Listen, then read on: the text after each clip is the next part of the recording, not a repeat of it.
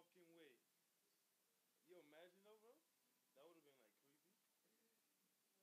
Like you cannot be zoning in your fucking Mac that much. That you do not hear me coming. That would be retarded, bro. Y'all need to charge my phone though, bro.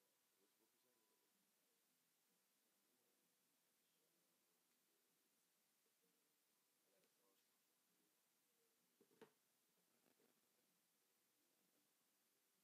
I gotta charge.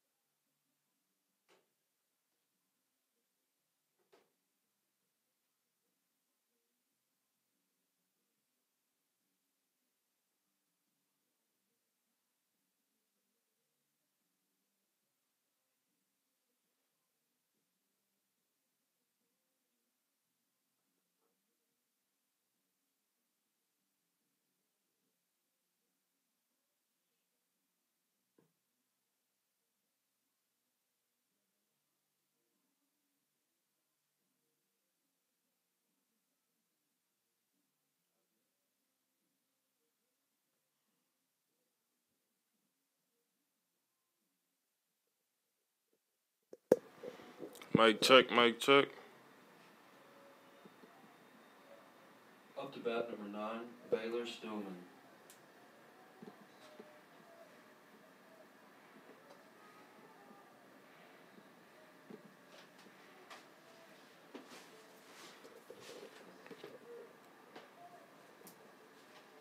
Mic check, mic check.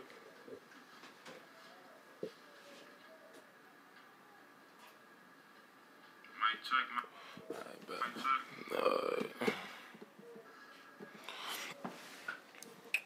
Good afternoon, everyone who's watching. I'm happy for everybody who is able to join us today. This is a 9-inning game, so this is game 1. It's the only game of today against Volunteer State. So this will be a 9-inning game. We play two games tomorrow. The first batter hits a slow grounder to the second baseman. It will now be fielded, and that will be an infield hit. And that last batter was actually number 9, Baylor Stillman, and brings up number 2, Lofton Cotton. Up to bat, number 2, Lofton Cotton.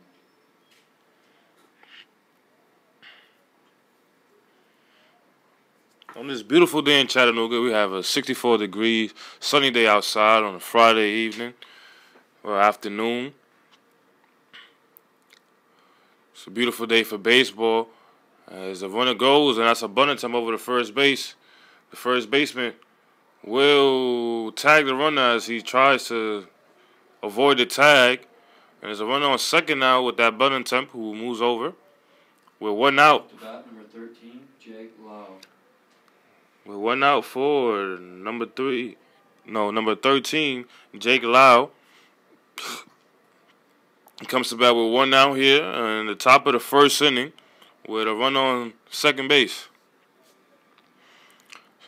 Doing the pitching for Chat State is number 32, Kyle Nunn. Kyle Nunn didn't get a start in the last conference game series, but he does get game 1 here today. Do we have our stats over here? That's our stats? That's our stats. That's them, that's them.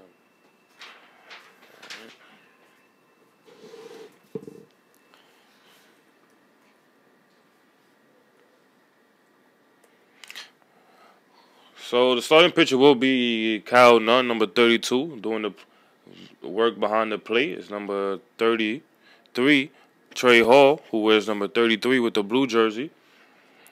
Doing the work in first base is number 18, Chris Tyler. Over in second base is number 4, Hayden Locke. Doing the work over in shortstop, it's number 31, Noah Fitzgerald. Oh, I apologize. That's actually number 2, Julian Urena at second base. All apologies to Julian for mixing him up with Hayden. Over in third base is number 23, Tyler Lancey.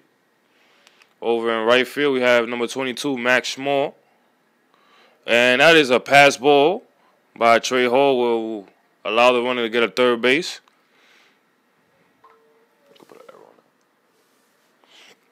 Over in center field, we have number 1, Sean Chili. And in left field, we have number 5, Vinny Vega.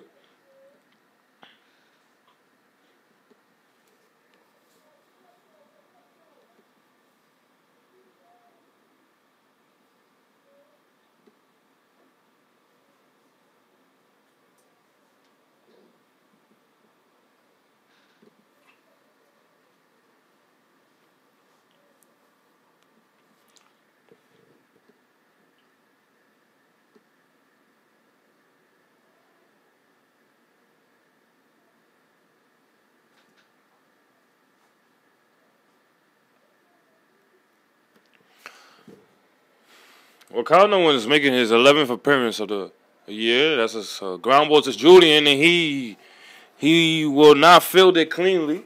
As he gets on his knees, he bobbles it, the ball hits off his chest. Be a second error of Chattanooga State here in the top of the first inning. So the runner will reach first base safely And the runner from third base will score. And Number 33, Bill Hamilton. 32. It's not 32. That's 33. That's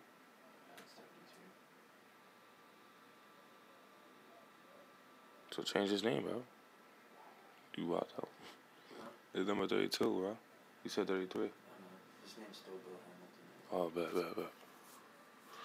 So now up to bat is number 33, Bill Hamilton, who has a .376 batting average, with 4 home runs, 24 RBIs, and 35 hits as he takes a first pitch for a strike.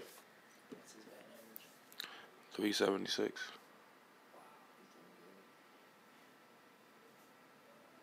That's the first baseman? Huh? That's the first baseman?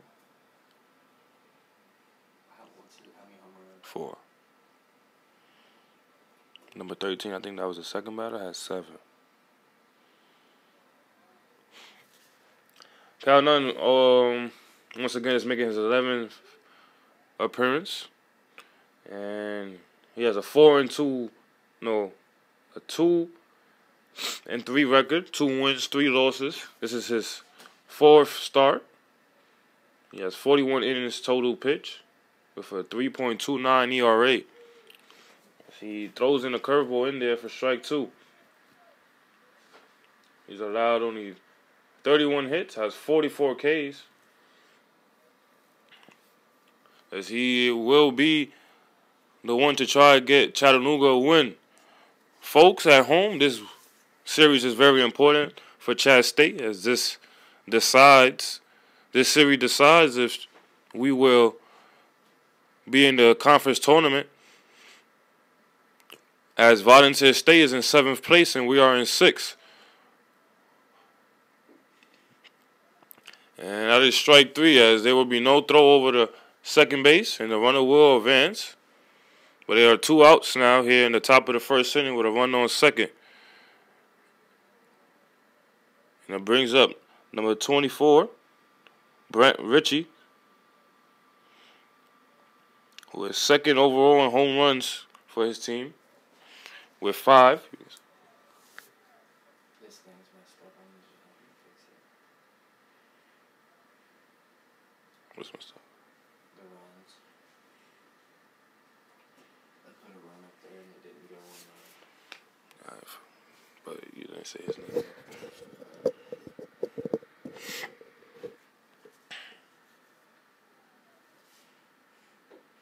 And he swings at a very high fastball for strike 1.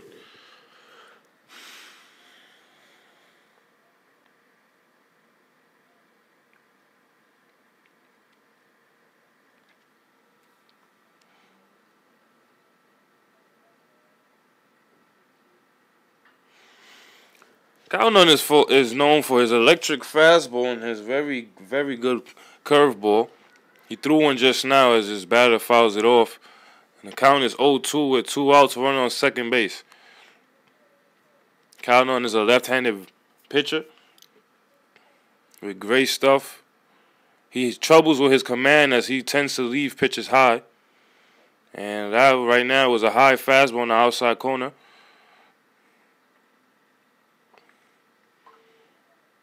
If Cal Nunn could figure out to keep the ball down and his curveball is working as it usually is, he's going to be lights out, but he tends to leave balls up, and that's his main problem.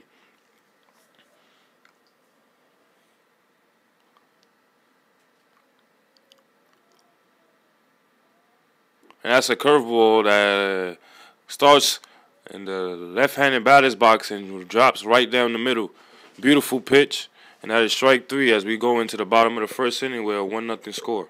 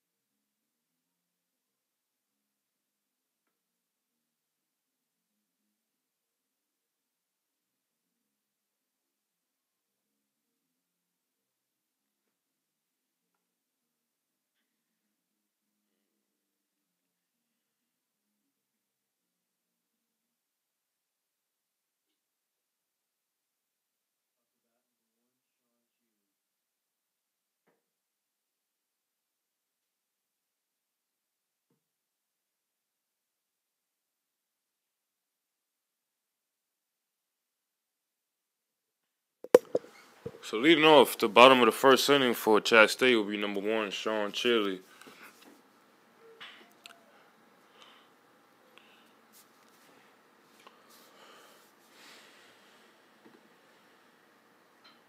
Sean Chili is a ground ball right to the third baseman. He would try to run it out, but he will now beat it as he gets thrown out in time for out number 1.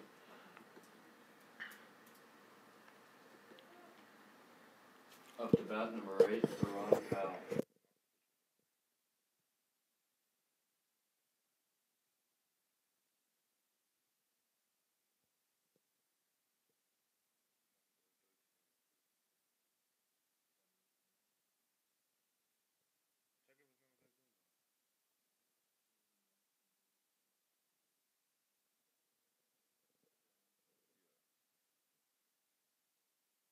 For Ball State, number 19, Jacob Cole.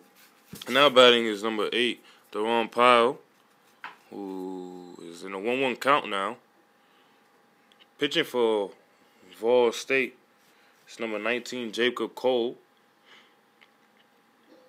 He seems to be their number 1 guy. He has 59 innings pitched in this season.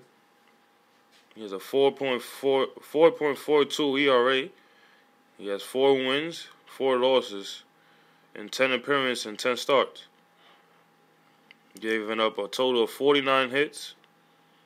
Has 60 strikeouts.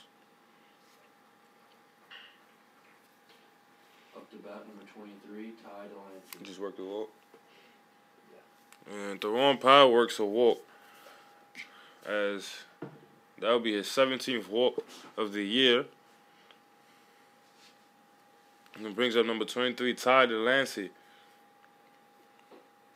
Ty this year is batting .331. It's very impressive. Has 44 hits, 31 RBIs, and 3 home runs. And he watches 2 pitches, first 2 pitches for a ball, so the 2-0 count will run on first and 1 out.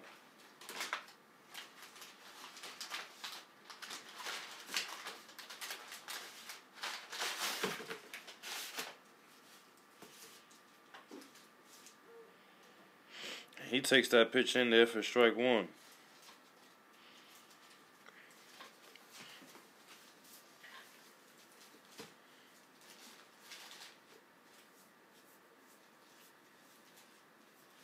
That's a very slow pickup move over to first.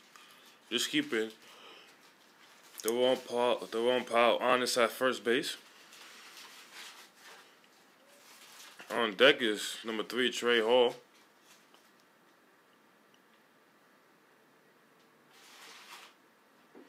And Ty watches a low fastball for strike 2. 2-2 counts at Ty with a run on first base, 1 out here. As Chattanooga State is behind by 1. And they look here to at least score 1 run in the bottom of the first inning to make this a tie ball game. That's an outside fastball that is called for strike 3. It looked like it was way outside. Some good work by the catcher to present that fastball like it hit the black. There are 2 outs now for number 30, Trey Hall, who comes up to bat with 2 outs and 1 on first base. Up to bat, number 33, Trey Hall.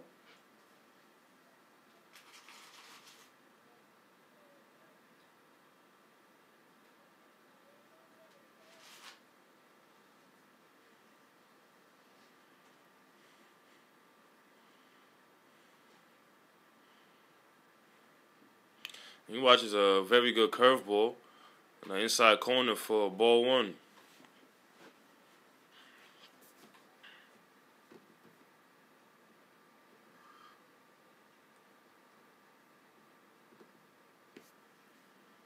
And he watches a fastball way outside and low.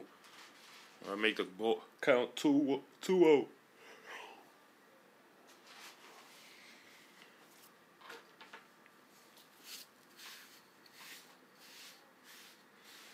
Ladies and gentlemen, you might guys would not even care about knowing this, but my partner Kate is eating an O's soggy sandwich right now. And that is a ground ball in the hole, but it is booted up by the shortstop, as he couldn't field it cleanly. And Trey Hall will reach on the error and brings up number 18, Chris Tyler. Up to bat, number 18, Chris Tyler.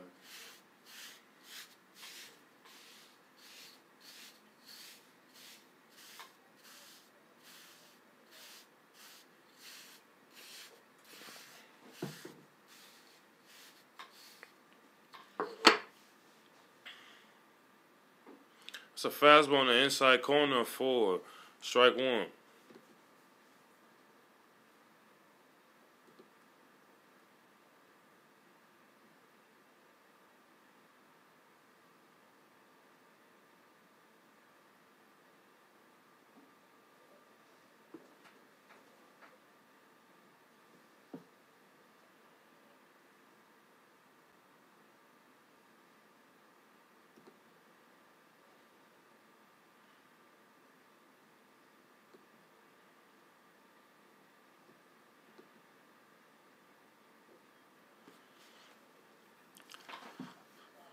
Chris Tyler right away has himself a 1-2 count after watching that ball in the dirt.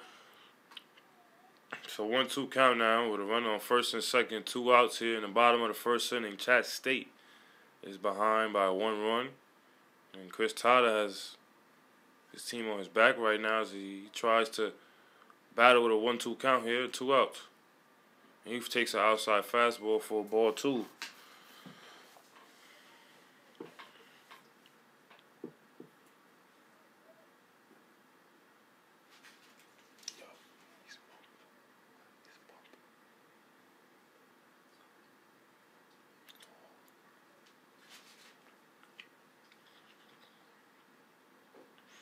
And Chris Tyler works himself a full count after watching a curveball in the high. It's full count here. Runners will be going. And Chris Tyler will battle to either get a ball in play or a ball 4. It's a big moment for Chattanooga State here in the bottom of the first inning, as they could put some runs on the board. The runners goes, and he hits a ground ball right at the pitcher. And he will flip it over the first in time for the final out at the bottom of the first inning. Score is 1-0 Vol State.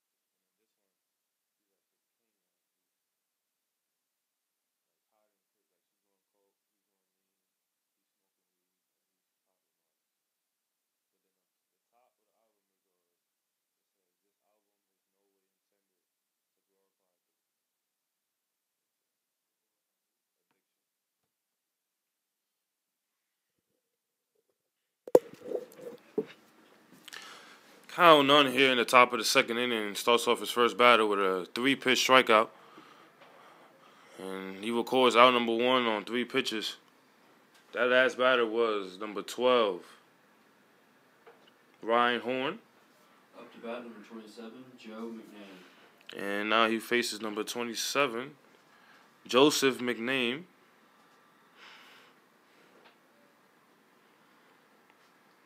We're 1 out here in the top of the second inning, and Kyle Nunn once again struggles with his command, throwing a high fastball for ball 1 early in the count. And he throws another high fastball a little inside for ball 2.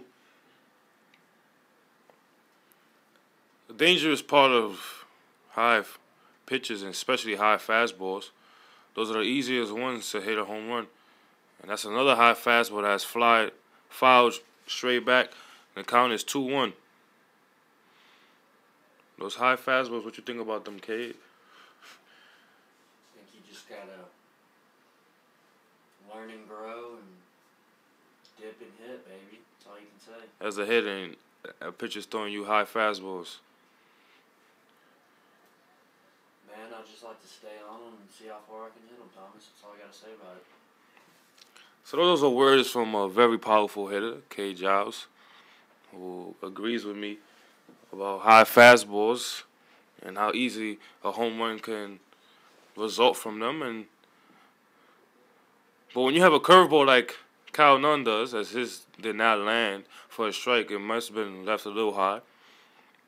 He can get away with his high fastball, but hopefully he could today. He has a 3-2 count as this batter is battling here. He's fighting off all the high fastballs, Cade. What you think about that one, though? I think he's just missing them, Thomas. I think Kyle's curveball's keeping him off balance. I agree. It's a 3-2 count, and the pitch will be a high fastball for ball 4.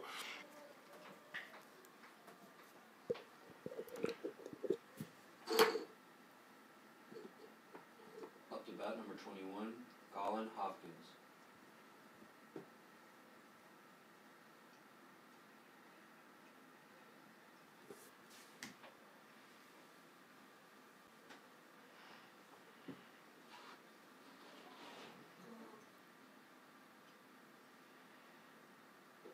And up to bat is number 21, Colin Hopkins, who takes a high fastball for ball 1. So the high fastball command is the lack of command is still a problem for Kyle Nunn. So he walks his first batter. There's a runner on first base with no 1 out here in the top of the second inning, and the score is 1-0. Chattanooga State.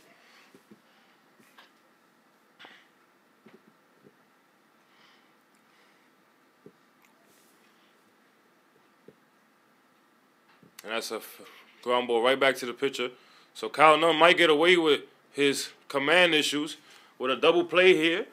And that will end the inning, and that will bring us into the bottom of the second inning with no damage done in the top of the second.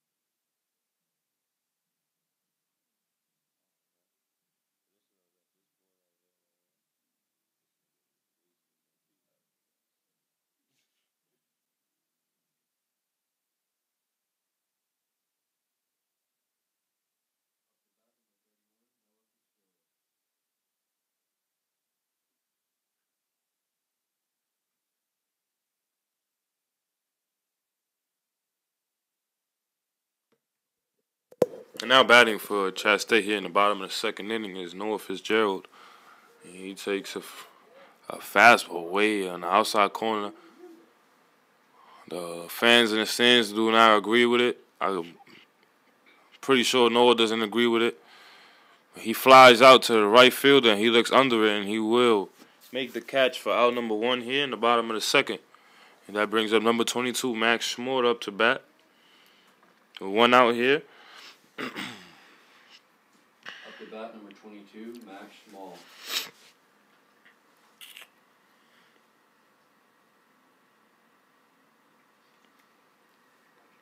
The right field position here in Chat State hasn't been very secure. As Gavin Harmon and Max Schmort has swapped out. Max Schmort has 42 at-bats. Gavin has 65 at-bats. Not much of a difference if you compare them to everyday starters who have over 120 at-bats. No, I'm going to say more than 100 at-bats. But Max Schmort gets the start today. He's batting .262 this year. Has 11 hits, 4 RBIs, no home runs. So he takes an outside pitch for ball 1 after taking 2 first pitches for a strike. And he swings and misses on the curveball, fouls it off. Actually fouls it off. The count is still 1-2.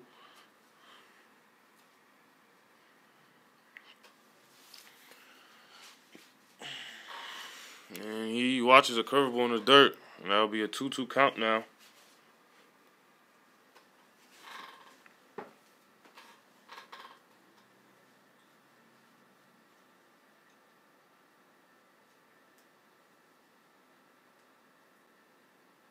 And he watches a curveball. Once again, 3 straight curveballs. This one misses low. Count is full now. So Max Schmort looks to battle in his outside fastball, and he swings and misses. And that'll be strike number 3, and now number 2. I just guessed that pitch. It brings up number 5, Vinny Vega. Up to bat, number 5, Vinny Vega. Vinny Vega has been in a little slump. He was once the overall first in batting average, first in overall hits. He has brought his batting average down to 289, which is still close to 300. It's not bad. With 135 at-bats, he has 39 hits, 30 RBIs, and no home runs. Still to everybody started in left field as he plays tremendous defense over, in my opinion, in left field. I would like to agree in Coach Dennis' opinion. He does play good defense as he is starting every day in left field. But as of right now, he has a 3-0 count. And he takes a high fastball for ball 4. So he was walked in 4 straight pitches. It brings up number 2, Julian Urena, up to bat with a run on first base and 2 outs. Julian Urena.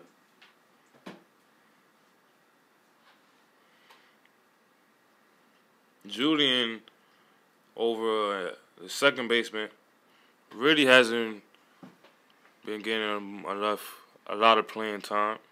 Only 62 at-bats, another second baseman on the team, Hayden Locke, has 129. But Julian Urena still finds a way to get himself in the lineup as he plays good defense. He made an error in the first inning, but that's baseball. He has a 2.242 batting average this season. That ball gets away from the first baseman as that was a back pick from the catcher. And Vinny Vega will move over to second base safely as Julian Urena has a running scoring position now with 2 outs. Julian has 15 hits this season, 12 RBIs, and no home runs. Second baseman from Brooklyn, New York, is here representing New York in Chattanooga. He watches a curveball in the outside corner for the first strike of that bat. It's a 2-1 count. 2 outs here, and Julian Urena is probably looking for a fastball on that last pitch. But right now he's in a battle as he could potentially get Chattanooga's first run with a base hit. And he watches a very dirty curveball that looked like it was going to hit his elbow and cuts right back in there for strike two. So it's a 2-2 count.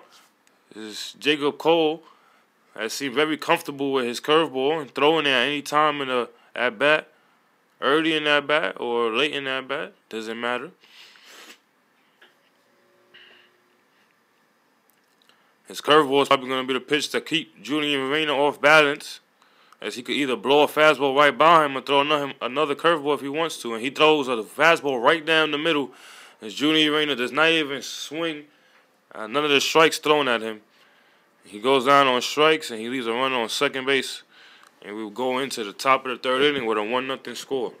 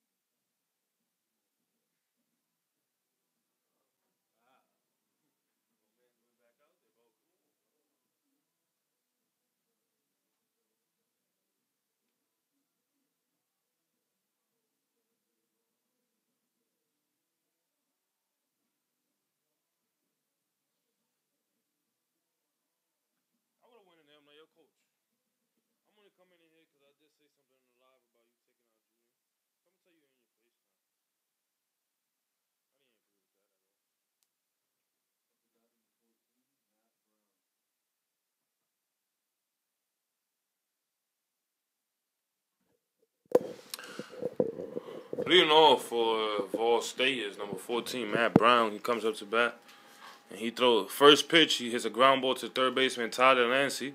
Tyler Lancey blocks it in front of him, picks it up, throws it over in first in time for out number 1. So 1 pitch, 1 out here to start the top of the third inning. Yo, switch innings, bro.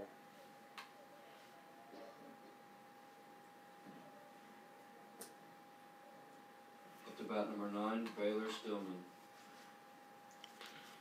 What will you do without me? And another first pitch out as he hits a fly ball to Sean Chili. And that'll be out number 2 for Kyle Nunn. 2 pitches, 2 outs. Let's see if Vol State continues the trend with number 2 coming up to bat. Up to bat number 2, Lofton Cotton. Lofton Cotton.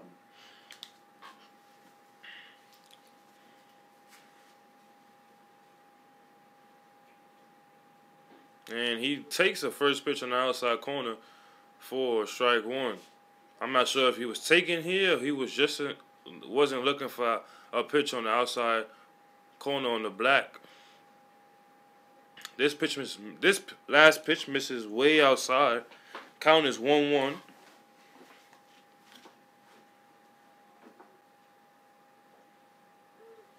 That's a curveball right down the middle for strike 2. Kyle Nunn and Jacob Cole has been very impressive with their curveballs today, as they both have great break. That last fastball misses high, and it's a 2-2 count. As Kyle Nunn's curveball starts in the left-handed batter's box, and it lands right down the middle, and Jacob Cole has the same break, but just on a different angle, on a different side. Curveball starts in the right-handed batter's box and breaks down the middle. They both are very comfortable, as it seems today, as they've been throwing it almost anywhere and any time in the count. And he misses low, and that will be ball 4 after working a full count to the batter. So runners on now. 3 innings in a row with a runner on first base. Up to bat number 13, Jake Lau. And now his batting is number 13, Jake Lau. For a runner on first base and 2 outs. Jake Lau is his team leader in home runs with 7 this year. He's batting .339. He watches a fastball misses supposedly inside. I do not know where and how. But that will be ball 1. Trey showed like he didn't agree with a hesitation when he throws the ball back to Cal Nunn, as he was waiting for that pitch to be called strike 1. Jake Lau fouls off a high fastball for strike 1. Cal Nunn will either need to find command with his fastball or keep these hitters off balance with that curveball, as that is very dangerous. But that is a pickoff move, and they will get the runner on second base. As a runner attempts to steal, and Cal Nunn does pick him off, and that will be the final out of the inning, and that brings us into the bottom of the third with a 1-0 score. Vol State is leading.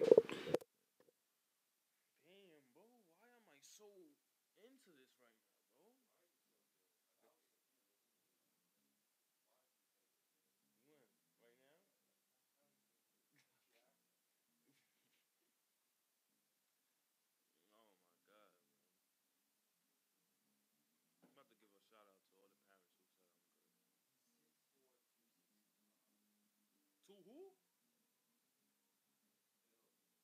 First baseman 6'4", 265? I would think 230, not 265, bro. Like you fucked the same girl with him?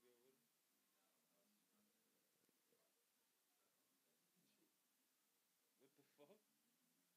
Why? Why you didn't leave?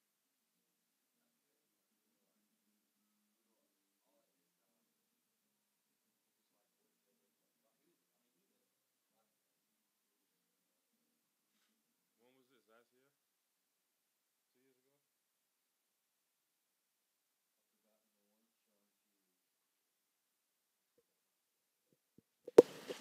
ago? Now batting will be number 1, Sean Chili.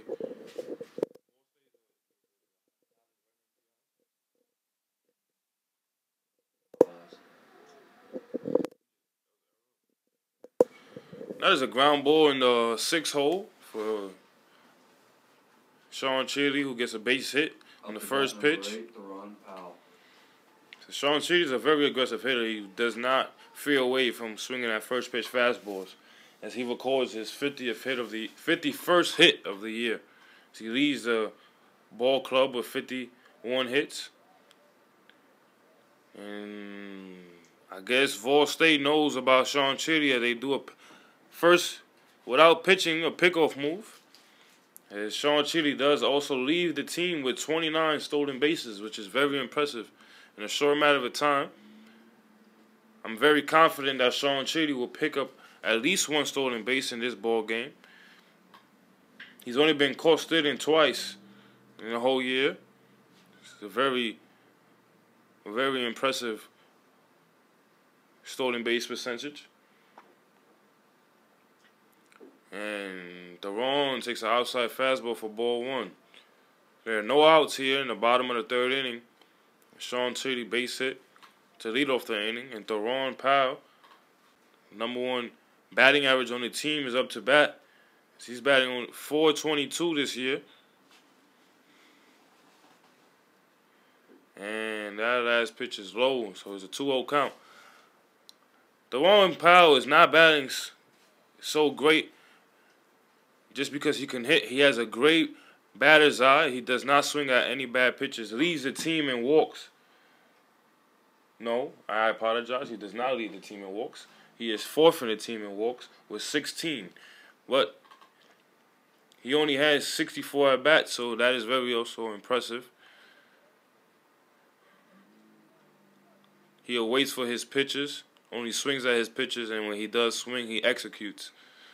Or he was happy to take a base on balls. As Sean Chili bluffs, does not fully attempt to steal, and they will get a double play with a 3-6-3 double play to get 2 outs here and brings number 23, Ty Delancey, with no one on and 2 outs. Up to bat number 23, Ty Delancey. Sean Cheaty, I guess, was attempting to steal. Maybe didn't like his jump and held back, unless he just full on bluff. But Ty Delancey now takes the first pitch curveball for strike one. And he swings at a high outside fastball for strike two. Ty Delancey struck out on a fastball on the outside corner, which he did not agree on his last at-bat. So it looks like he's going to protect that outside corner as much as possible. And he watches a curveball in the dirt for ball one. I said this last time he came up, but Ty Delancey's batting .331, very impressive. Has 133 at-bats this season. This is his 135th at-bat. 44 hits. 3 home runs and 31 RBIs. You take that last pitch for ball two. So it's a 2-2 count. He's also a batter with a great batter's eye, as he has 20 walks on the season.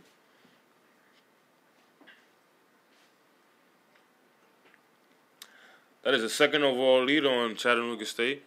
He's also a player who does not mind taking a base on balls. He watches ball three here.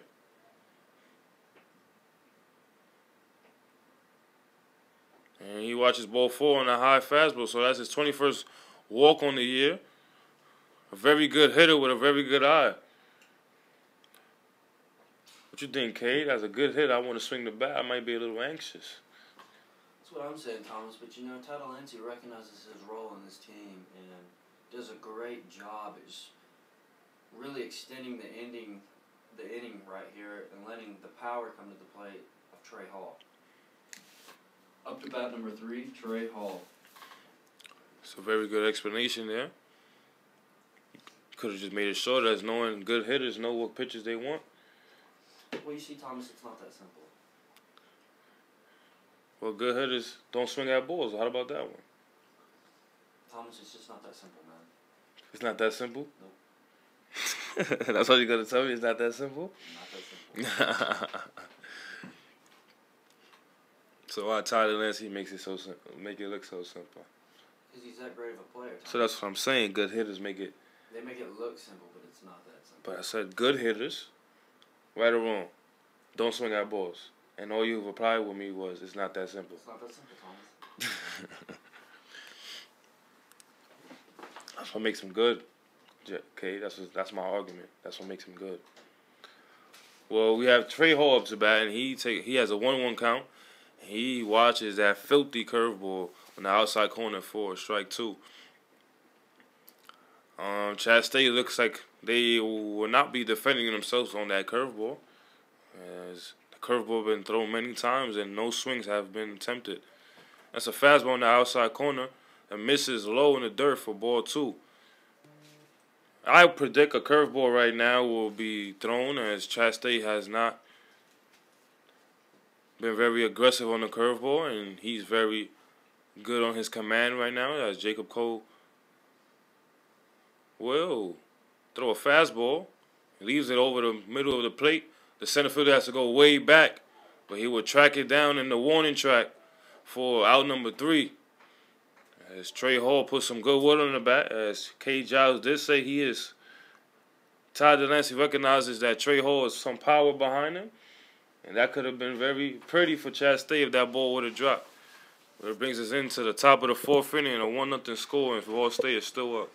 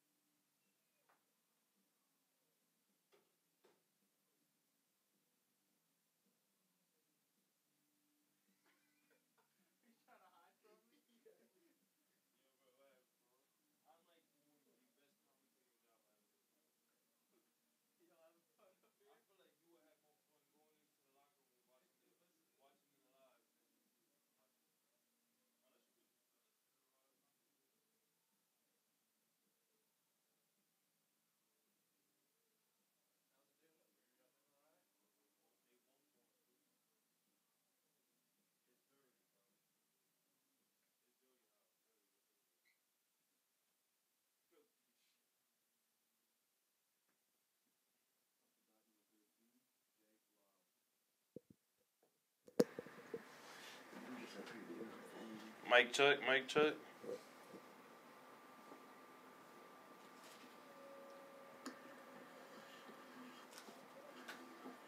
Mic check, mic. Bet.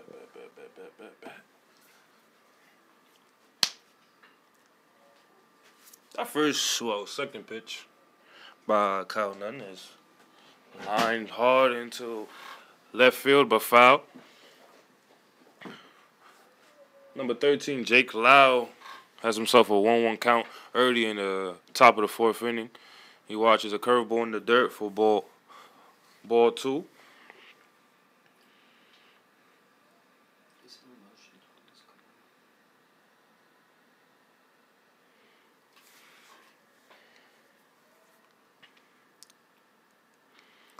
That's a way moonshot high fly ball into foul territory. Oh.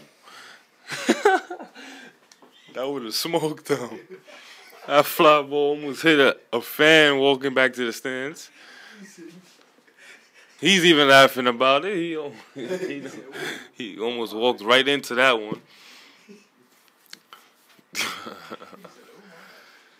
It's a 2-2 count here.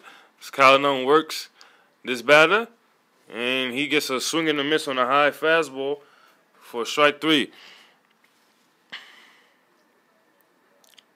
That's his 4th or 5th. Come on, Kyle. Stick with me, bro. I'm doing a hard job over here, man. I need some notes. Up to bat number 32, Bill Hamilton. I need my partner, though. You need an announcer partner. Yeah. You feel me? Nah, Kate has been getting in here with me, man. But up to bat is number 33, Bill Hamilton. You do.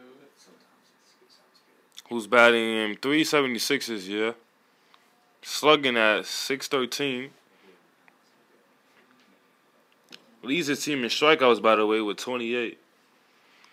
And has 24 RBIs. Jake Lau, the previous batter, leads his team in RBIs with 40. Well, Kyle Nunn works a 2-1 count now. He's working here with 1 out in the top of the 4th inning. Vol State still leads 1-0. Kyle Nunn's trying to get out this inning with no damage done. So he could rely on his offense to get him a run to tie the ball game. But he throws a low inside fastball for ball 3, so it's a 3-1 count. That was a curveball. I apologize. It was a curveball inside for ball 3.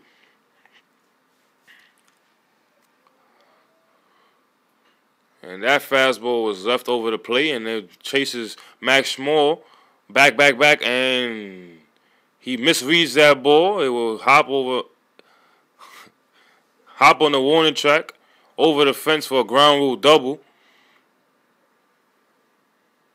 I'm not sure if he lost that in the sun or he just misread that ball. Up to bat, number 24. It's behind him? Brent Rickey. It's behind us or him? It's like right above us, so I don't know if they interfere with him. You know what I'm saying? Yeah, it's like behind him. Well, that's a ground rule double for Bill Hamilton. Who's batting?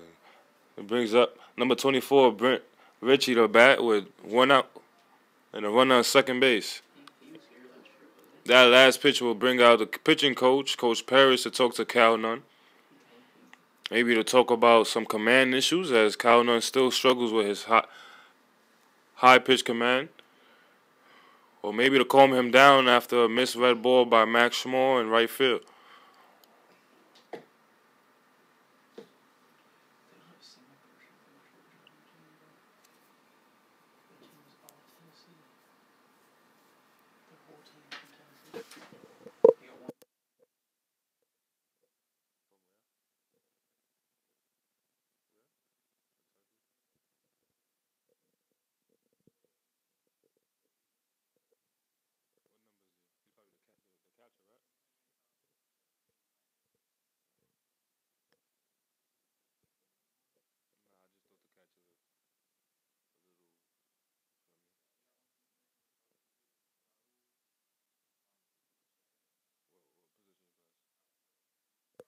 6'1", 220 pounds.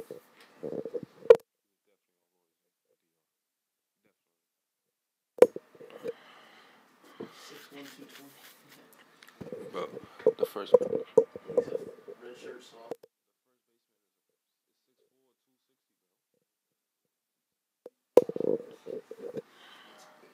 After the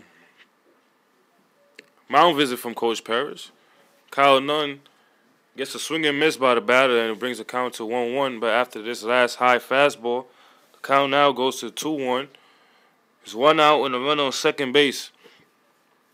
As Kyle Nunn looks to keep the damage at a minimum here, the top of the fourth inning. And he throws a low fastball in the dirt for ball 3. So showing some command issues here. It's a 3-1 count.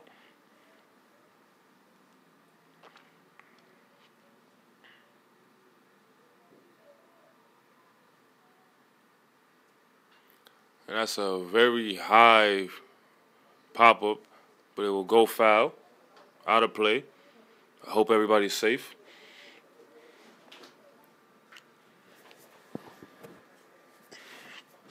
The count now is full. It's a 3-2 count, one on second base, one out here. Kyle Nunn is looking for the strikeout, and he will get the strikeout on a curveball. Filthy pitch, as his curveball is looking to be working for him. So it's out, 2 outs now for number 12, Ryan Horn up to bat. Ryan Horn. Kyle's curveball had just tremendous drop on that last pitch.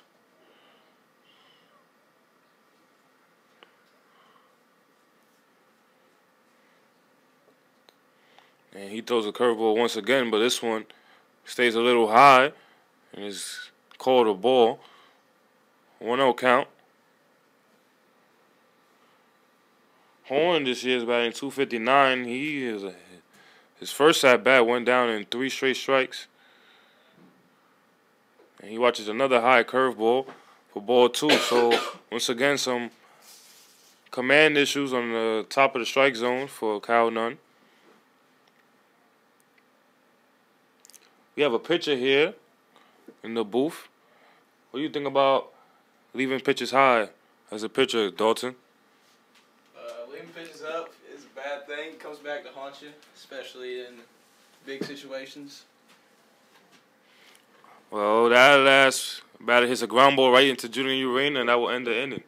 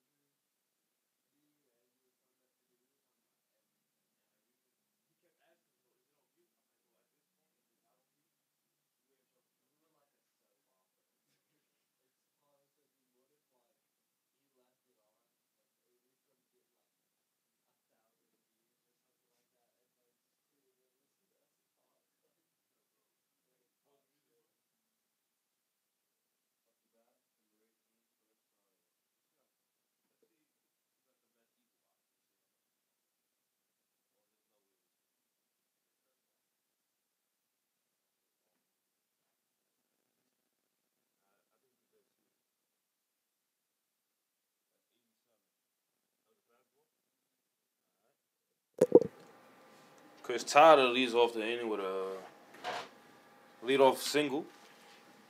He stands at first base and brings up number 31, Noah Fitzgerald. Dalton wants to get into that high pitch command conversation as 31, Noah It's true. We was cut off last inning. What you want to know, man? So, just your thoughts on leaving your fastball high. As a pitcher, that's your worst nightmare is leaving a fastball up over the zone. So you wanna try and prevent that at all times. I can remember as being a pitcher. If you want to throw that fastball up, you really want to get it up enough to where that hitter can't make solid contact. High pitches can be effective, but not late. Not when you're behind in the count. When you get up in the count, you start going up. It affects the hitter's timing and stuff. But early in the count, you want to try and get it down. I mean, I agree with you. I feel like Kyle Nunn was having some command, but we also agree that his curveball is keeping him off balance. The only reason that he's able to get away with his fastball up right now is because curveball's so sharp. They're thinking they're sitting curveball, so it's messing their timing up on the fastball, and they're late. Yeah, I agree with you. Under it. Okay, Giles said earlier that leaving the fastball high is only going to lead to him seeing how far that ball could go. As Noah Fitzgerald hits a fly ball into deep left center field, the left fielder will get under it for out number 1. See, most people pitch off of their fastball. Right now, Kyle's having to pitch off of his breaking ball. So it's allowing him to lead the ball up in the zone and get away with it. All right. Up to bat number 22, Max Small. Thomas, let me ask you something. What do you think is going to happen right here if this pitcher happens to leave a fastball up for Max Small? Well, if Max Small is looking fastball, I'm hoping he could drive it into a right center field gap and leave enough room for Chris Tyler to score. Chris Tyler is not the fastest of guys, but of a ball in the gap will probably score anybody on first base. Especially this field. This field is very large. It's 400 deep center field, and I think 325 on the lines. What kind of advantage does this field give the Chat State Tigers? We'll give the pitchers. It gives the pitchers a big advantage. You think that might be why there's only 4 total hits in this ballgame as of now? Well, it's not. Oh, they do pick off Chris Tyler, so that ball in the gap is out of question now.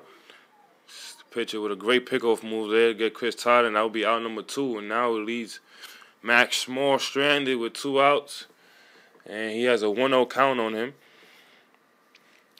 Going back to leaving a fastball high right now, Max Small also has to defend that curveball that is right now thrown in the outside corner for strike 1.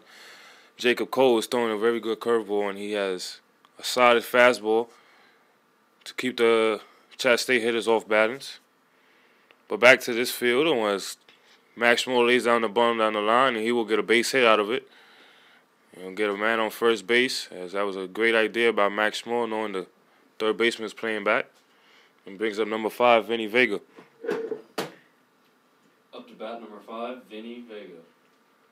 So what are your thoughts about the big baseball field in Chat State? How does it feel to pitch here? It's very, it can be very rewarding. It's definitely saved me quite a few times, leaving the ball up. Save you how? Some deep fly balls? I've had a couple of deep fly balls hit off of me here. Just a couple. And then you got some good outfielders there too. You got some good quick outfielders out there. You got track most of it down. Vinny at left, Sean in center. Sean Cheeley in center field plays a great center field for us.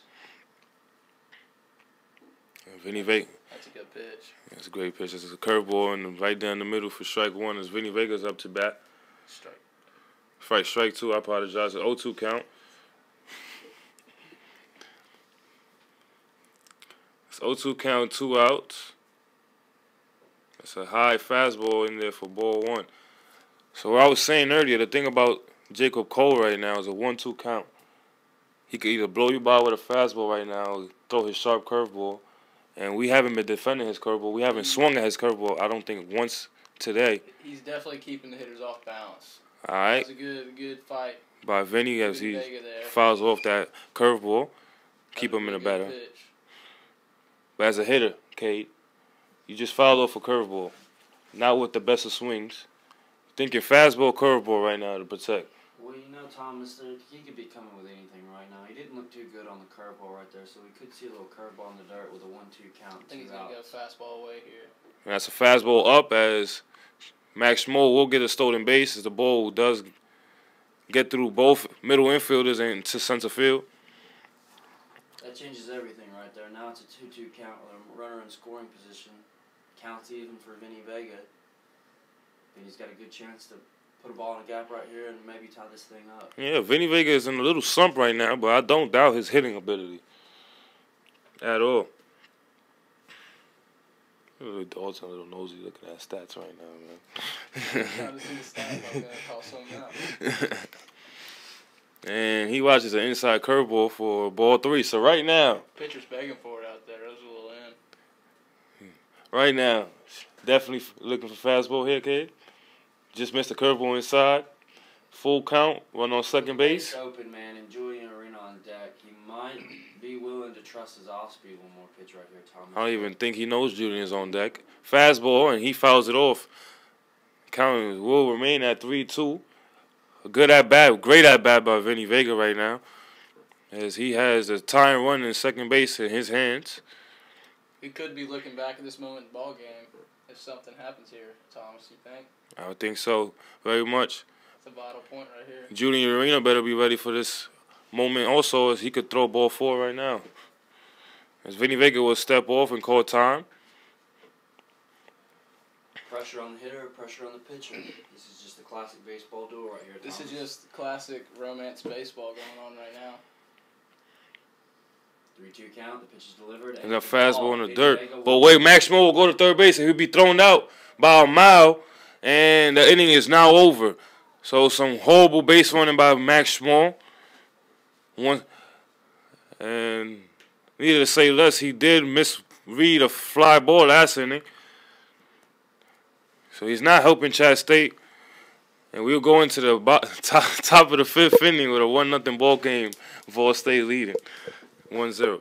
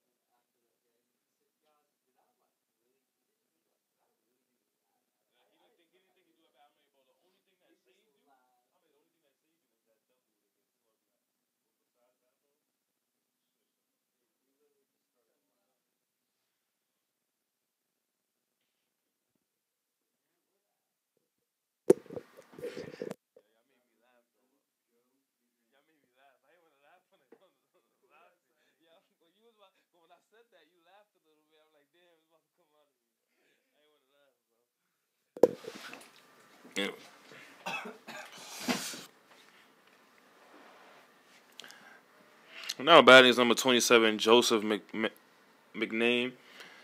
He swings and misses at a curveball. Great pitch by Kyle.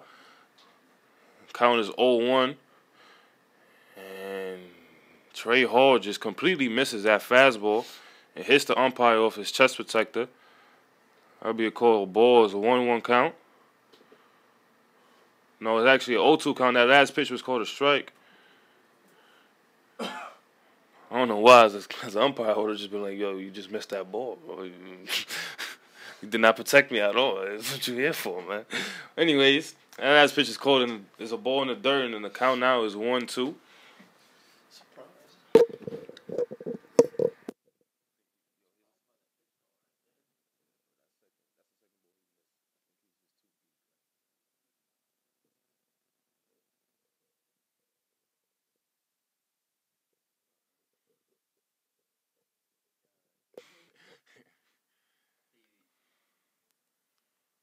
That last pitch is fouled off by Joseph. Count is 2-2 now. Well, still 2-2.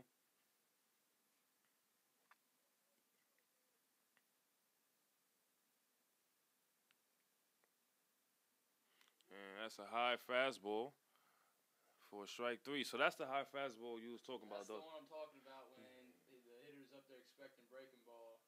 You throw a fastball across the same plane that his breaking ball starts at. So he gets beat by it and he's late. As you can see right there. So that's good pitch calling, and that's a good way to execute a pitch. Probably not where it was wanted to be, but it worked out for the pitcher. The way he's throwing right now. Yeah. Don, what do you think about spotting that changeup for the first strike of this at bat right there on the outside corner? That's changeup. Changeup is one of my favorite pitches because it opens the door for you to do so many different things with your fastball and your breaking ball, because you can get pitches going different angles, coming in on the same plane. You got a curveball going down and in, and then you got your changeup going away to these righties for Kyle, and it can open the door for him. Once again, we see that fastball up, getting Kyle another strike. That was fast. That was up in the hands, so it's a very tough pitch to hit, even as a batter. Speeds it up a lot. For those who do not know who is Dalton Kent was one of our best relief pitchers out of the bullpen for Chattanooga State. He's currently injured and has an injury on his shoulder. We have prayers out to him for a quick recovery. Thank you, Thomas. So this is a very valuable source. It's not just anybody out in the stands. It's actually an actual pitcher. As Kyle Nunn throws a curveball in the dirt that's swung and missed by the batter, and it's 2 strikeouts for Kyle to start off the top of the 5th inning. And he will face number 14, Matt Brown. And he'll face number 14, Matt Brown, with 2 outs as he looks to strike out the side here for the first time of the game. But that's a ground ball over to Tyler Lancey. He makes a diving stop, gets up, throws over the first in time for out number 1. So I think one pitch, 1 out for the 3rd out is better than a strikeout there. What you think, man? I definitely think so. Also, it gets Kyle less pitches. He's starting to get in his zone right now. So let's see if he can keep it up. You hear him talking, but don't be playing no music. You know we can't play music on the mic. I think that sounds good, though, because Dalton doesn't know what he says. And we'll be back for we'll be back shortly with another commercial break. See, we can't do this shit against Cosby, bro. You know what I'm saying? Nobody wants to do. First of all, we don't even want to be here against Cosby, bro. Chad State, you need to start hitting like that. Bottom of the 5th inning. It's the time to take Jacob Cole out the game right now, bro. It's the time, bro. It's the time to get him out the game. Fuck his curveballs. You got the top of the lineup? Come on, it's the best time to take him out the game, bro. I'm cognizant on that too, bro. It's the best time to take him out the game, bro. I'm being biased. Yeah, I'm telling the fans I'm being biased. I'm being biased right now, but it's time. It's time to get him out. I'm being biased. The Chat State softball team over here, they got a good game going on. 3-3. They're riding a 29-game win streak. We got to shout out the softball team. They're on a 29. 29. That was 28. So they win both of them. They win 3rd. But this is a team, bro. They're good. It's 3-3. Like them and the Walters and Chat State are top 3 teams. Up to bat number 2, Julian Urena. I'm not counting. These fans are here to watch us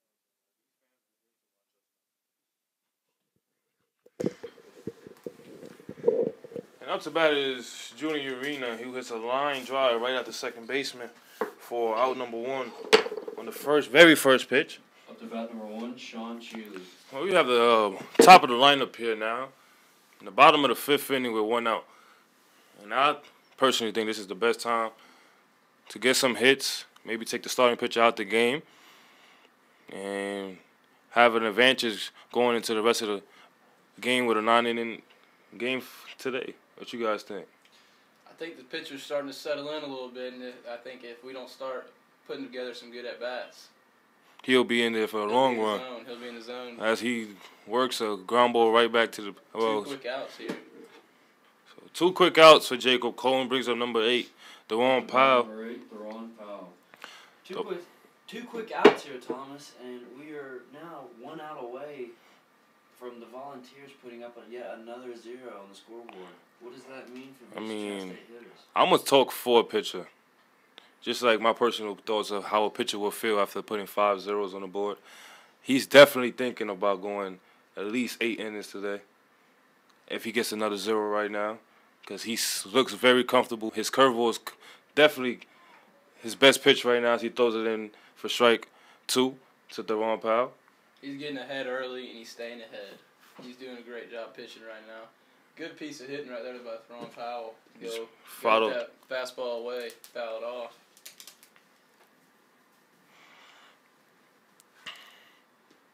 Okay, that's a hitter. What are your thoughts to take this guy out the game right now, man? You know, he's getting up there and he's in his zone. You can tell he's trying to quick pitch a lot of these hitters. As an opposing hitter, I mean, you just got to sit there and take your time, Thomas. You got to try to get him out of his zone the best you can. Maybe call time. Well, that might even take him out of the zone as a error by the second baseman to let the one base get on reach. Powell gets on base there. What I said? Deron Powell gets on. I'll be wild, bro. Deron Powell reaches base. Reaches first base on that error. I apologize. It's hard when you're trying to look at stats and talk at the same time. I apologize, bro. Let's see if Chat State can capitalize on this error here. On the error by the second baseman, by the commentator. But as number 23, Tyler Lancey swings at the verse pitch. He takes a beautiful. Honestly, I like that hack by Tyler Lancey right there, man.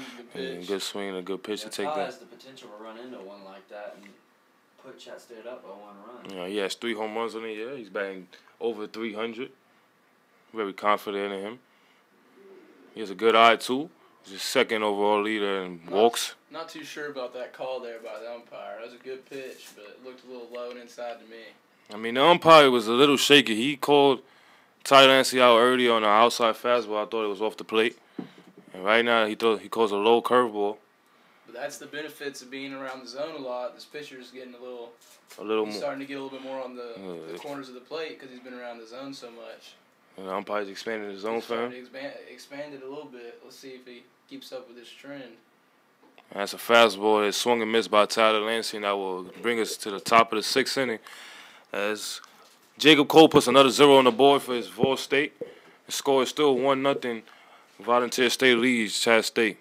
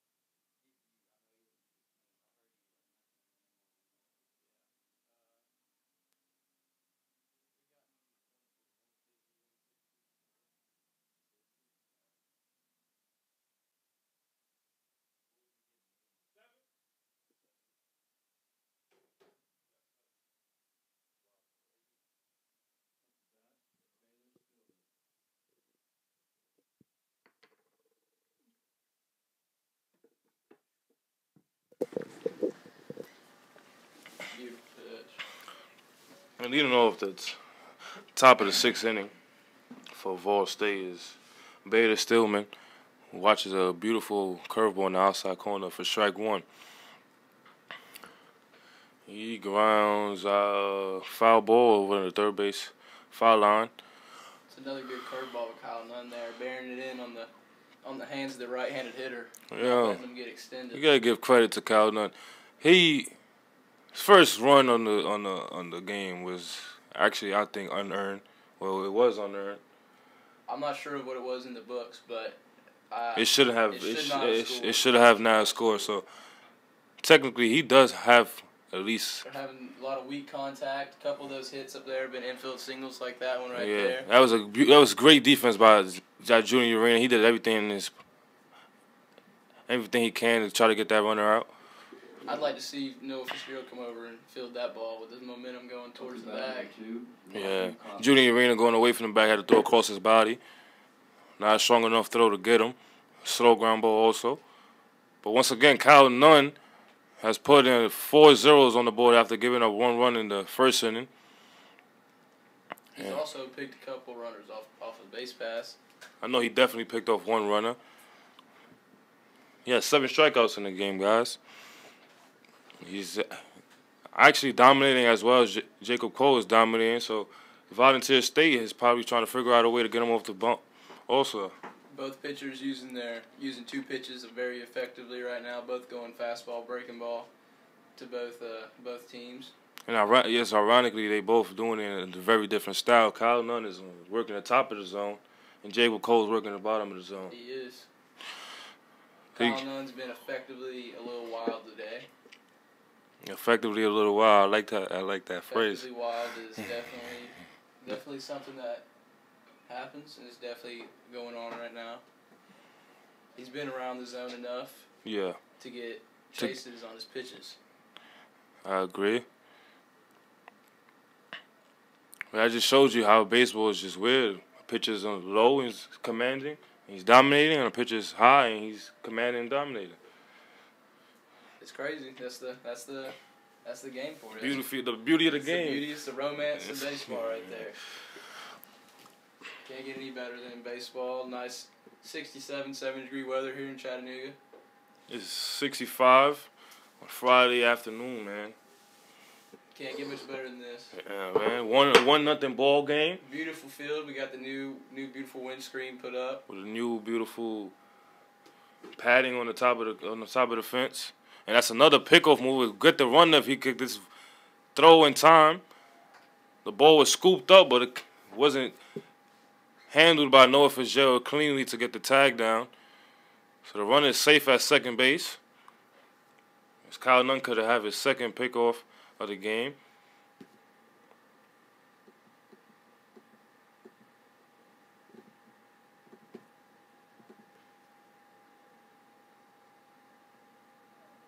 They got to be, they got to be.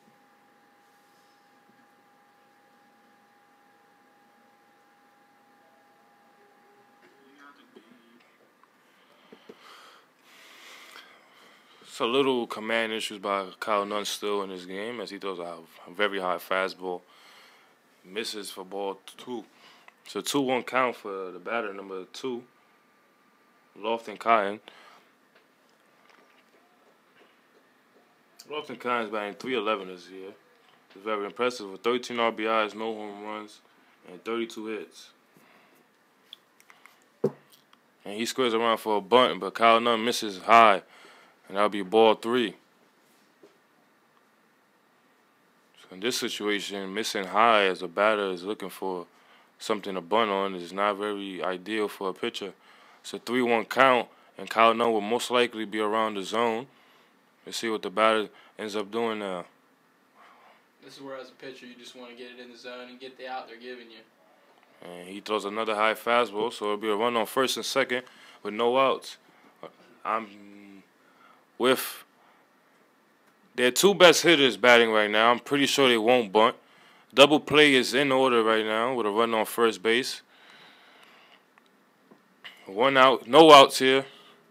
It's a very big situation where their 3-4 batters is up. Up to bat number 13, Jake Lau.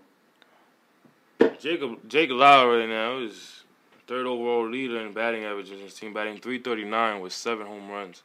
And leading his team outstandingly with 40 RBIs.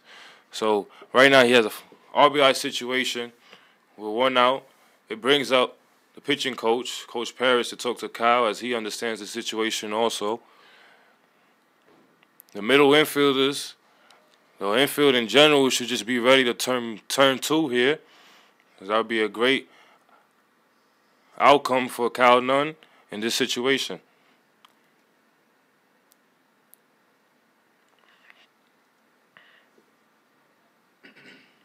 As a pitcher, Dalton, how much pressure is on you right now, man? This is a big situation. This is where you're probably looking for them to bunt here. But if he's not bunting, you're wanting to get a double play ball here. There's Double play ball. no outs, one on first and second. You got the best two hitters up. Are you looking for a bunt? I don't think so, man. It'd be smart baseball, 1-0 game. I'm putting the bunt down if I'm the coach, first and second. But then it also does bring up your four hitter. So first and second, 1 out. Or second and third. Second and third, 1 out. Yeah, for your 4-hole. It's not a bad idea also. They're probably trying to get a little too greedy. Hopefully it works out on our advantage. K-Jow on defense right now. How you feeling? I'm just trying to get it out somewhere right here, Thomas. As they get a double play ball, Noah Fitzgerald will make a diving catch, and he will not, he will not throw an accurate throw to first base.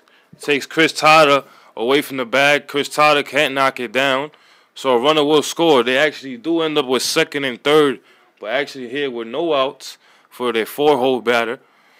Score is now 2-0 as a run does score. Those are mistakes that can't happen in a ball game right there. It's a very big situation for defense and the offense. Kyle got the ground ball that he wanted right there. He definitely got the ground ball he wanted.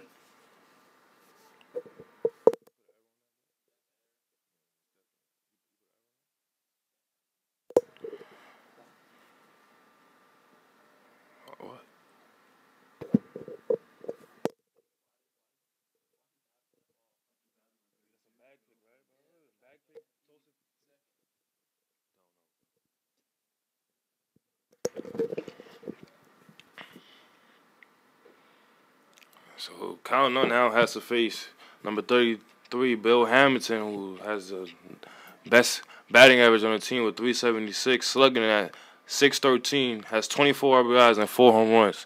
Has the opportunity to get 2 RBIs here with a run on second and third. There are no outs, and that ground ball will score a run, and that is bobbled by Noah Fitzgerald. So 2 errors back-to-back by Noah.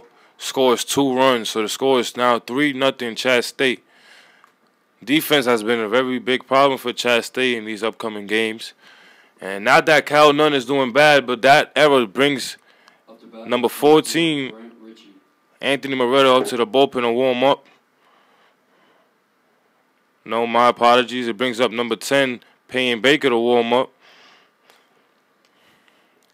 And not Kyle Nunn's fault. He got 2 ground balls that he needed, and the defense could not pick him up there. There are no outs here and run on first and second. It's 3-0 score, 3-0 score. As this game has just now opened up, and Vol State probably got what they wanted as they are about to get their starting pitcher off the mound.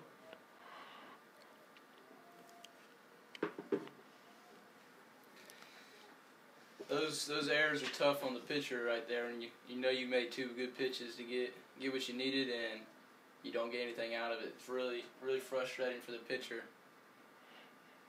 You know what I'm saying? A pitcher could just easily make a mistake, and the runners try to go on the throw. Oh wow, this is just a show now. So the run on second base goes on the throw over back to the pitcher. Kyle Nunn couldn't throw it over in time to third base to get that out. The ball gets away from Tyler Lancey, and the run on first advances to second base. So there's run on second and third and no outs. It's another same situation as before. And that is a fly ball, and Tyler Lancey will get under and catch that for out number 1. So there are 1 outs and run on second and third. Good pitch right there to jam the hitter up and in. That's really what they needed right there to help get this inning away. What I was saying before, as a pitcher, you make the 2 pitches you needed when you could have easily made a mistake and gave up a home run. 12, Ryan Horn. So that I understand when it really hurts. When it really hurts, you get the pitch you want. You make the pitches you need, and your defense isn't there to back you up. It can really get to you on the mound. You start trying to overthrow, start trying to do it yourself, and that's when you get into some Cal Big Nunn's innings, but right now, Cal Nunn, he hasn't lost his composure throwing a curveball. Yes. Beautiful pitch on the outside corner. Kyle's staying in the zone here and doing a good job composing himself and trying to limit the damage here. And he throws another great curveball. The hitter takes a hack. He's just swinging right over the top of that. The count is 0-2. So right now, Cal Nunn is showing that he's staying competitive even after the 2 errors. This would be a good time to go up with that fastball again. He misses away. That's Trey Hall trying to backpick the third baseman. It will hit the base runner. No runners will advance. So 1-2 count now. This is Cal Nunn just proving I can still stay in this ball game. I'm staying competitive. It's not my fault what happened. Keep the ball in my hand situation right now, moment right now. He's definitely up there. He wants to get out of this inning without going to the pen. And he throws a dirty curveball that makes the hitter look foolish for strike number 3. So there are 2 outs now. And could be looking back at this. This is another pivotal at bat in this game. Second and third, 2 outs. Up to bat number 27. Brings up number 27, Joseph McName. This is a big inning. But I'm saying like those last 2 at bats, it makes the coach hesitate to take him out right now. You know what I'm saying? Mm-hmm. Because this is a big moment, but he has to hesitate to take him out. He's pitched the last 2 batters tremendously well. Actually, the last 4 batters very good. I think this will still be his last inning, just because he's thrown a decent amount of pitches and he's been to the lineup a couple times. And that ball pops out of Trey Hall's glove off the foul tip of the batter. But he's definitely done a great job of trying to limit right here, getting back in the zone and composing himself. Yeah. Count is 1-1. He's gotten 4 outs this inning. Yeah. He has to go get a 5th right now. This is a big pitch. And he throws a curveball that is not blocked by Trey Hall. And another run will score. The score is now 4-0. I don't even know how I will call that either a wild pitch. That's not a wild pitch. What you think? It hit the front of the plate. So. All right, this is a wild pitch. It's a wild pitch on Kyle Nunn as his curveball was too dirty for himself and spikes the plate. Bounces over Trey Hall. Didn't give him an opportunity to block it. So they do get a run on that, and the count is 2-1 with a run on third base and 2 outs. As Kyle Nunn still struggles with his command, he throws a high fastball for ball 3. And I am now very confident that this is his last inning, maybe his last batter. And he throws an inside fastball. Great pitch there. For strike 1. For strike 2, I apologize. It's a full count. It will run on second base. I definitely believe this will be his last batter. Well, before we could talk about Kyle Nunn, maybe because this might be his last batter, his last inning, we have to talk about the tremendous job he did today, man. He did a fantastic job early in the game, limiting it in the first inning with 2 errors in the inning behind him, and after that he settled in, mowed down 7 or 8. How many does he have now? 8 or 9? I think like 8 strikeouts at least. At least 8 strikeouts now. But even right now in this inning that was very important. They didn't even hit the ball hard. You know what I'm saying? This inning was definitely not on him. As you can see out there on the scoreboard, we got 4 errors. You know what I'm saying? They haven't hit the ball hard all game. No, they only have 5 hits, and I'd say 3 of them are in the infield. Yeah, man, it's a tremendous job by Kyle Nunn. Unfortunately, he will not get the win today if he doesn't stay in this game long enough. And unfortunately, his defense wasn't there to back him up.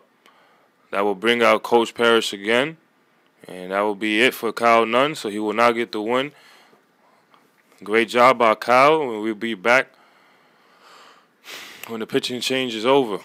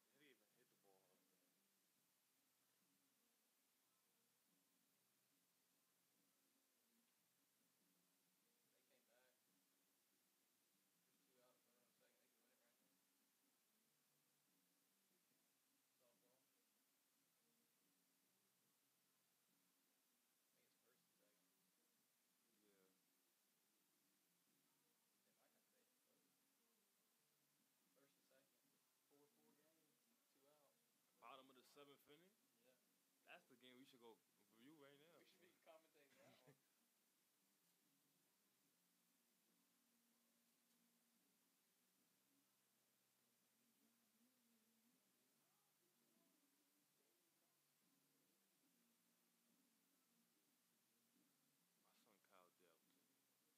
Game over. Fly ball. What she called that? All right. Extra inning. How'd that ball just hit that kid? The ball just hit the fence.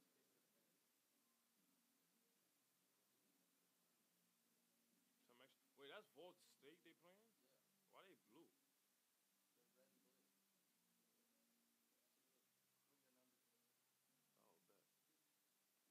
your numbers over. Oh, bet. My fault. Ball State just sounds like a team that would be orange, like some Tennessee colors. Yeah, no,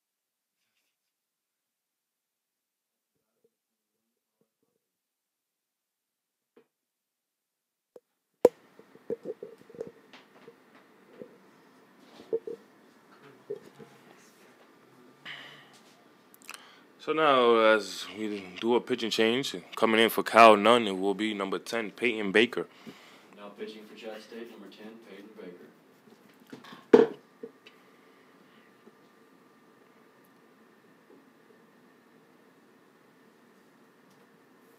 I hate when it does this.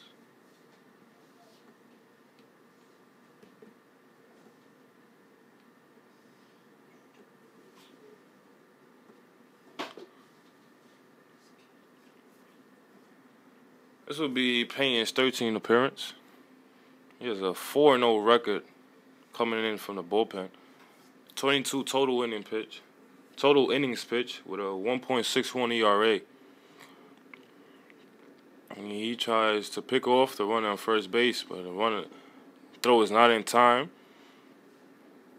He has a 2-0 count to the batter, number 21, Colin Hopkins.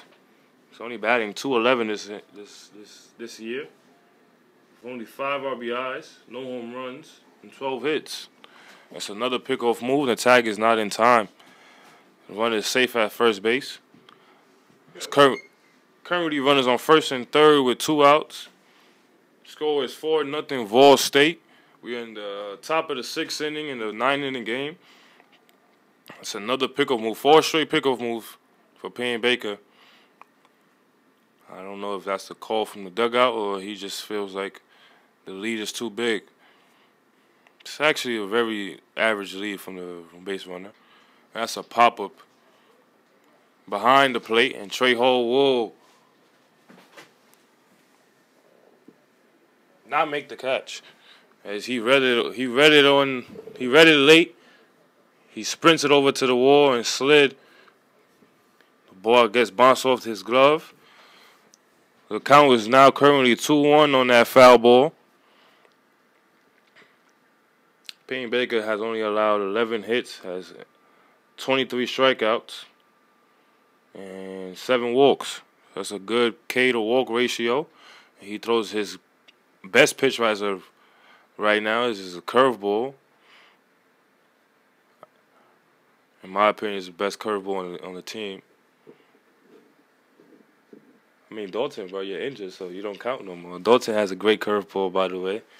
I showed him my grip on his curveball. Just so we put that out there. You know what Right? I'm saying? So that's why it's so good. Yeah. Nah, but to be honest, you had a great curveball. Strike 3 there on the curveball. That's a strike 3 on the curveball. that I taught. As Vol State try to run themselves into a rundown for the runner could score, but they did not know that it was strike 3 on the batter. And that brings us into the bottom of the 6th inning with a 4-0 ball game, as Vol State does score 3 in the top of the 6th.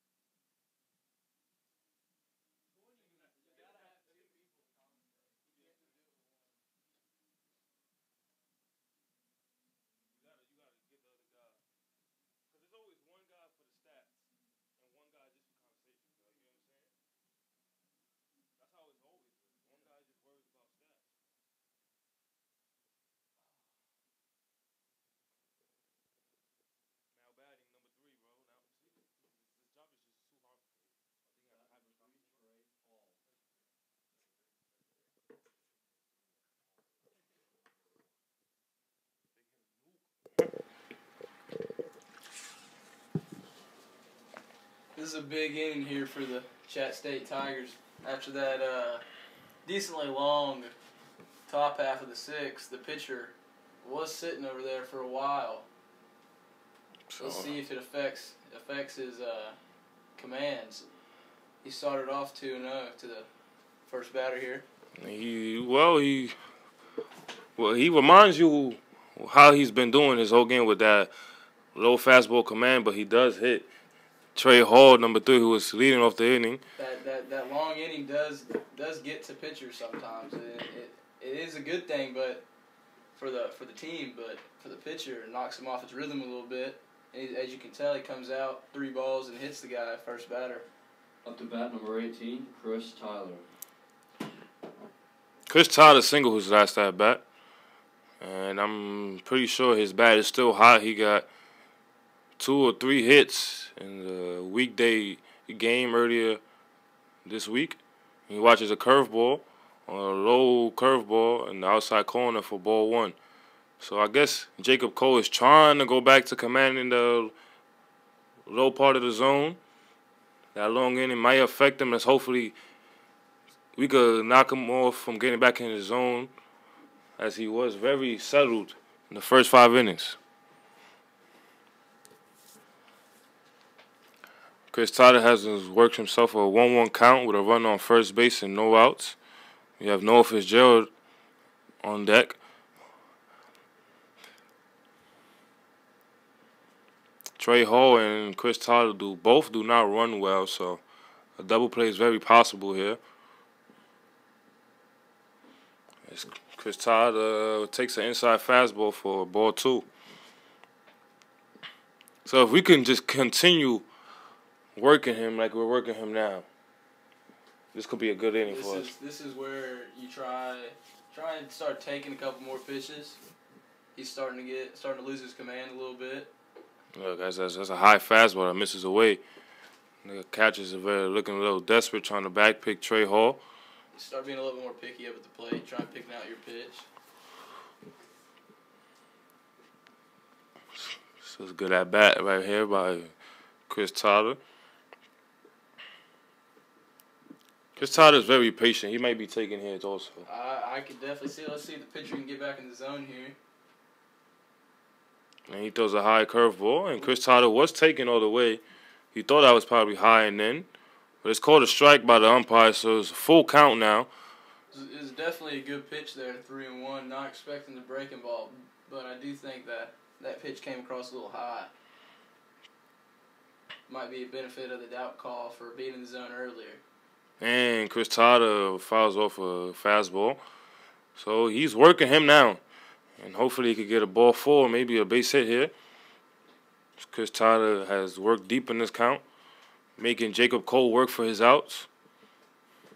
3-2 count here. Hitter up that usually puts the ball, doesn't get under the balls a lot. You trying to hit and run here with a runner on first late in the ball game? Well, they don't hit and run, and he hits the curveball, so it's a first base hit off the curveball. Actually, a good, very comfortable swing by Chris Tyler, as he tracked the ball in as long as he could, and he put the barrel on the ball, and it's a single to left field for his second hit of the ball game. That's good 2-strike approach right there. Just want to stay on the ball and Up to bat, number 31, Noah Fitzgerald. stay on the ball and drive it. It's a good piece of hitting there. You know, I look at the scoreboard and I see that Chat State has 2 hits, and I can't help but notice that Chris Tyler also has 2 hits. Well, good observation by K. Giles, and that last hit does bring up a mound visit. And they do have a pitcher in the bullpen getting loose, as maybe the long inning has got into him. We got Noah Fitzgerald up at the plate now. In the bullpen, we have number 15, Danny Lara, Fitzgerald, who has 18 total innings and a 1.96 ERA. Seems like he's been pretty good out of the pen there, Thomas. It seems so also. It's a low ERA. And he has a very healthy bunch of innings.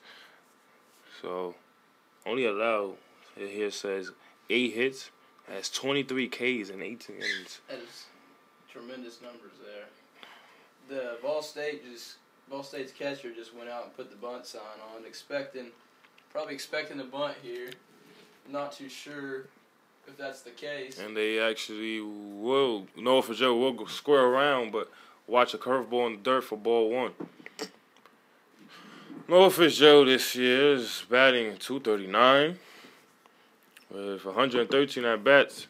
Has 27 hits, 19 RBIs, and 1 home run. Let's see if Noah's ready to make up for the mistakes he made earlier in the game. Executing see if he can come back. And he hits a flare into right field, but that will go foul. So a bunt attempt is for the first pitch and swinging away the second pitch. Not sure what to expect here. Noah's looking to pick himself up, pick the team up. Getting a single or even laying down a bunt will make up for his mistakes in his last inning. And hopefully number 22, Max Small, could pick him up even more. So he's going to square around the bunt now with 1 strike. And he gets the bunt down. Beautiful bunt by Noah Fitzgerald. So he picks himself up there. And now Max Small has to do the rest of the work for Noah to get some runs on the board for Chattanooga State with a run on second and third and 1 out. And that's just a beautiful display of sacrifice bunting right there, giving himself up for the next guy to bat number 22. Look to drive in a Max couple Small. runs late in this ball game.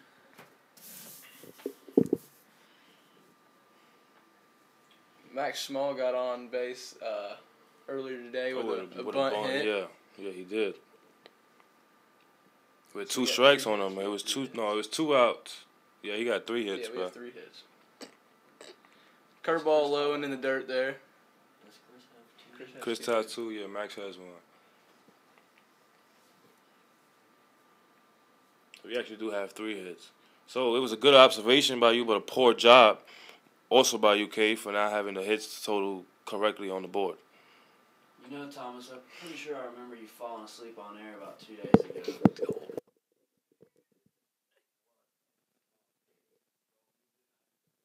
I'm going back in. I'm turning it back on. All right, no need for the hostility up here, guys. No need for the lies on That definitely did not happen. I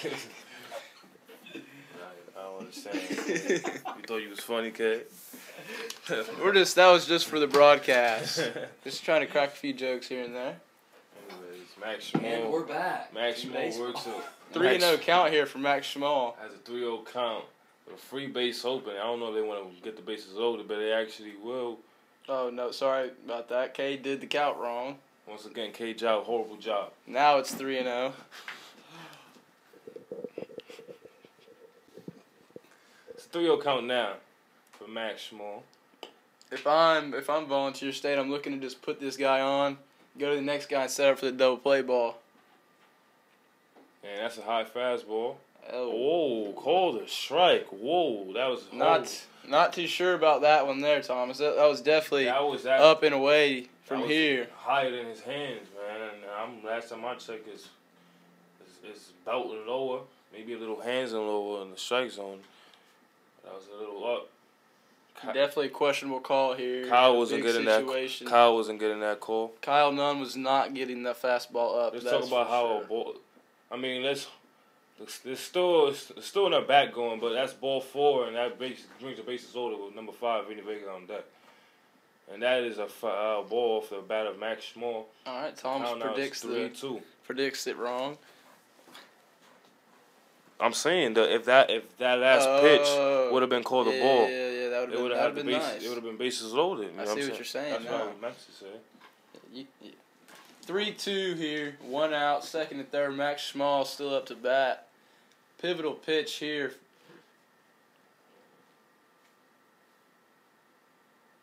And he throws an outside curveball that misses for ball 4. Pitcher wanted that one. The way the umpire's been looking, he probably would have gave him. I was expecting him to be rung up on that one. Curveball up and away. Yeah, it brings the head coach out, and it will be a pitching change here. We'll come back to you. That long inning did indeed get to the pitcher, and hopefully Chattanooga State can execute we now can capitalize here with now. a new pitcher.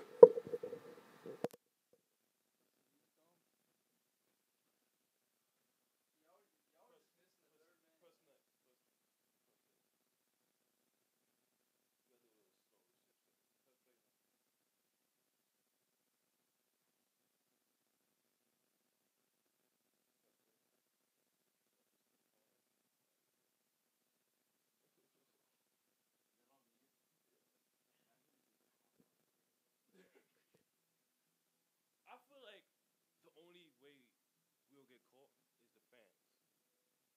You know what I'm saying? Because Greg Dennis is not coming up here, bro. And then the only way also is if it just smells when he comes back up there. But we will air this shit the fuck out. You know what I'm saying? Like we will open that. Yeah. But yeah.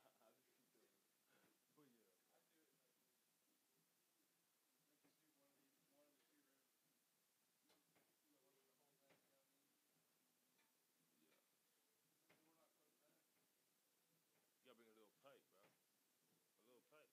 little pipe. Yeah, you know what I would fuck with? The shit that Cade has, bro. It's like a pipe, but it's not a pipe. It's a tool. Put the weed in the end. Yo, that shit is fucking amazing. What's it called, bro? Cholo? How much it goes, bro? You can get one at that tobacco mart from the street for me for like Yeah. $8. Well, that shit is probably one of the best selections, bro. And then, because the pipe was good, that just made the pipe nothing. Number 5, Vinny Vega. Very, very much emphasis from K. Giles announcing Vinny Vega's up to the bat. Thomas, you know you got to whenever we're in a crucial situation. I mean, I'm not judging you or saying anything wrong. 6, 1 out, I actually like the it's emphasis. Time to get juiced right here It's, as a hitter, it's time. It's that time. So talk to me about the hitting situation for Vinny Vega. As a hitting situation right here, you just want to get that first RBI across. You don't want to be left with a 0 on the scoreboard after putting up such a good inning like they have so far. But you don't want to help out this pitcher coming out of the bullpen.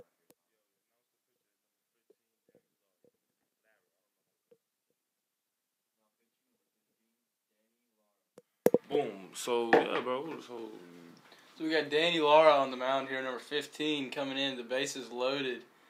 Throws a ball up and in first pitch. oh, let's get money, bro. And that's a nuke by Vinny Vega in deep center field. It will be on the warning track. I don't care if I called it a nuke, but that's the RBI. I thought I was gone. That ball was smoked to the left center field gap. Had a chance. It died out there in left center, and that just shows you right there this field playing big today, biting the Chat State Tigers in the butt right there. Up to bat number 2, Julian Urena. But I will bring in a run, and that is now the first run across for Chat State. The score is now 4-1, and it brings up Julian Urena. We're running on first and third and 2 outs. I'm pretty sure Chat State will run some type of pickoff play here, and they will not. So that's a high fastball that is not called, and it will be ball 1. Dalton, you've got a lot of experience coming out of the bullpen in some tight situations. What is it like for this pitcher to come in such a pretty close game right here and get to work right here? It's definitely a nerve-wracking situation to come into. Bases loaded, 1 out, and a 4-run ball game. And the guy almost just took you deep, man. He could have tied the ball. He's a little shaky. He might be a little shaky up there. He's throwing 2 balls in a row after getting a deep fly ball hit off of him. That could have tied the game, man. That's another ball. That's 3-0 now. Three balls up in a row after that last swing by Vinny Vega. But back to it, pitching with runners on base coming in, you just gotta do your best to pound the zone and try and stay down and get ground balls is what you're looking for. I mean, he stood down, but Vinny just took that off the ground and just lifted it. And whoa, come on, that's an outside fastball called for strike 1. It's a 3-1 count to Julian Urena. We have number 1, the top of the lineup, Sean Chitty on deck. Think about it, that's what I was saying about Vinny Vega. He's in a little slump, but he's still a dangerous hitter up there. He's definitely still making solid contact at the plate. Yeah, man, and that is ball 4. So now the bases loaded once again for a very hot hitter, Sean Chitty.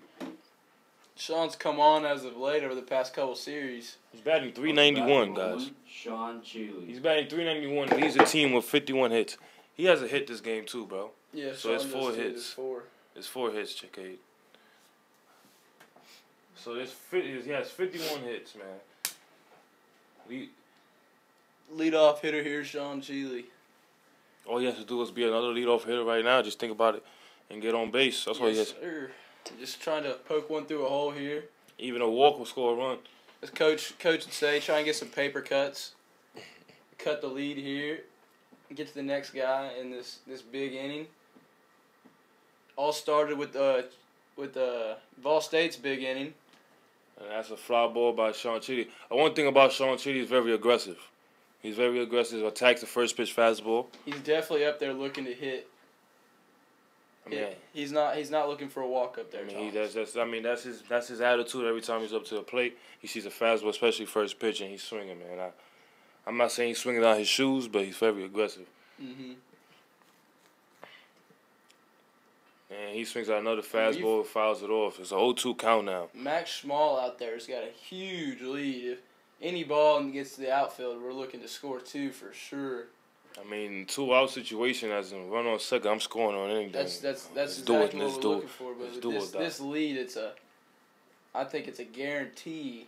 But it's an 0-2 count, so Sean Chitty just has to put the ball in play at first, and he will swing out the curveball.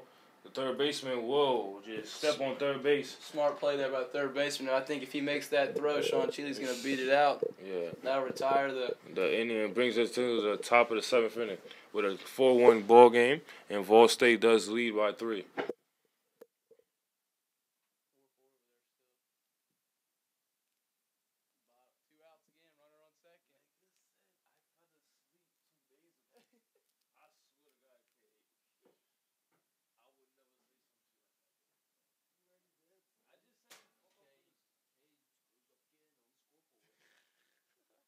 Yo, bro, me and you both have fell asleep here, bro. So, but you're saying something that has no value. Say something like, oh, my fault about that. Say something like, oh, you said the wrong base. You know what I'm saying? Like, you could have said something like that, bro. You're bringing up the past on live stream.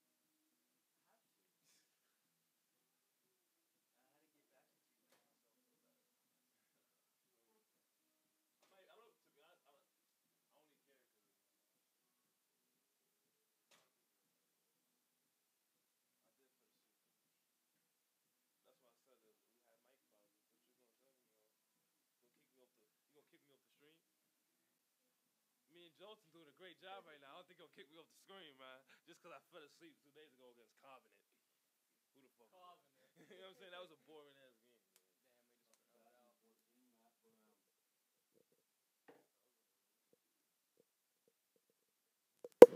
Hayden Baker out of the bullpen doing a pretty good job. Man, he put up a 0. Well, he's technically put up a 0 when he came in for Kyle last inning. And he's looking for another 0 here. And maybe he could close out this game. I'm pretty sure we might get someone out with the bullpen to close out this game if it comes to it. If we get the lead or... If we get the lead, I definitely see a pitching change happening. Either going to... I'm not too sure, honestly, late in the game. Either Noah Fitzgerald or Anthony Moretta. Probably looking to save Anthony Moretta for tomorrow. And that was a great scoop by Junior Urena over in second base to field that ball and throw it over the first in time for the first out of the inning. Anthony Moretta is a potential starter for tomorrow, but as of right now, Baylor Stillman.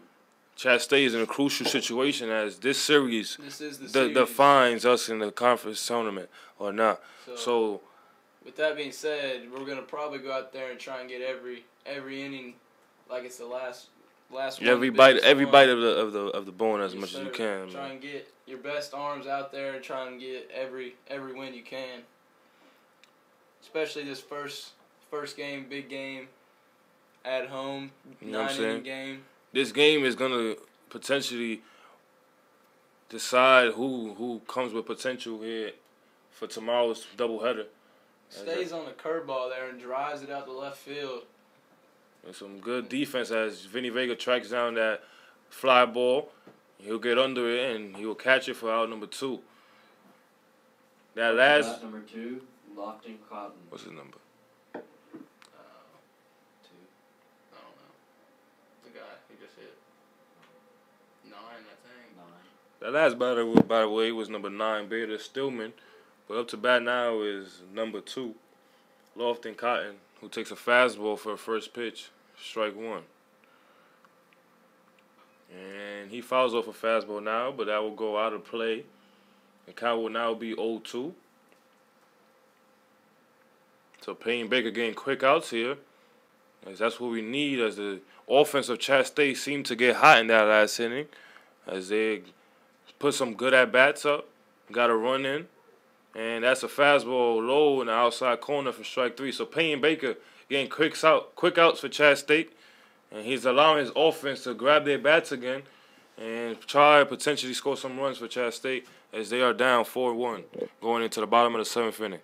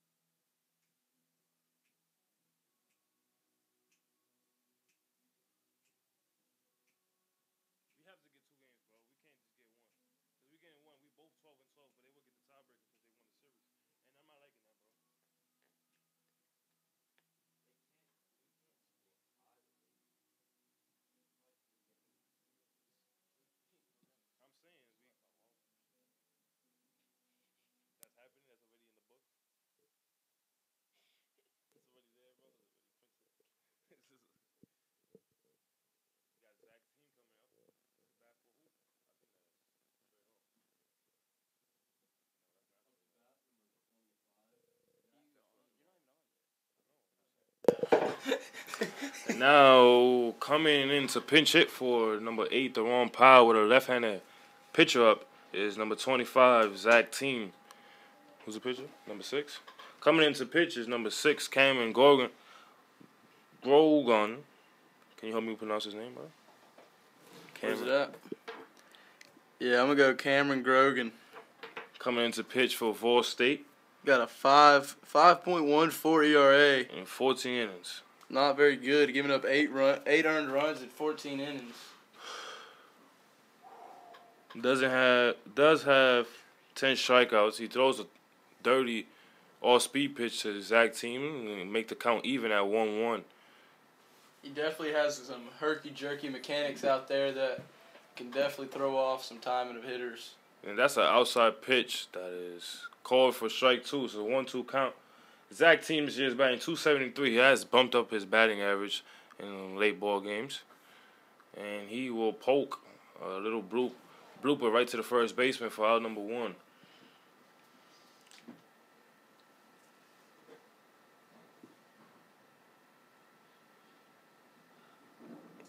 Up to bat, number 23, Ty Delancey. And now it brings up number 23, Ty Delancey, who's a switch hitter. So he will now be moving over from the left side and batting on the right side for the left-handed pitcher.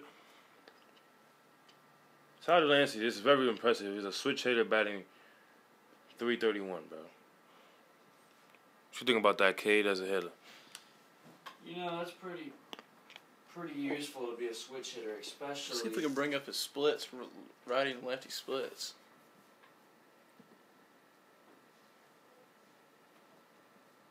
Yeah, I don't think they You click on him.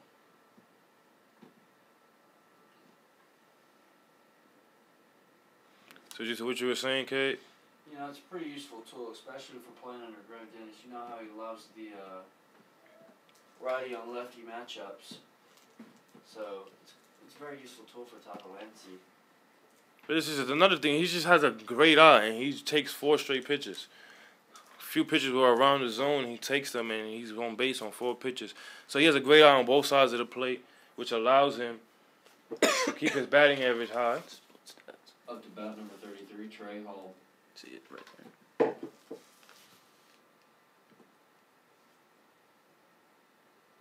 just goes home and away.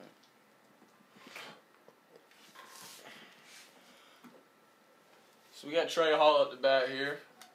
He's been seeing the ball well today. Already driven a ball out to right center that was caught. Let's see if he can keep up the good swings and get a good at bat here together.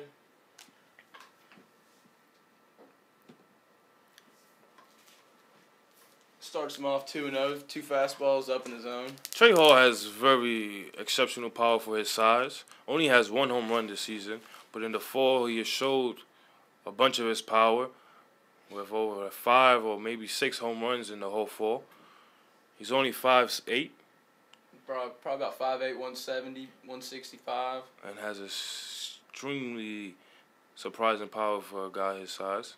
And he works a walk in 4 pitches. So this pitcher... That's 8 straight balls from the Volunteer State pitcher, and the head coach is walking out. That might indicate a pitching change, and it does, as they will go to the righty out of the pen. Number 35, Aaron England. This will be his 7th appearance. He has 7 total innings pitched and a 0 ERA. And we'll be back to you after this pitching change.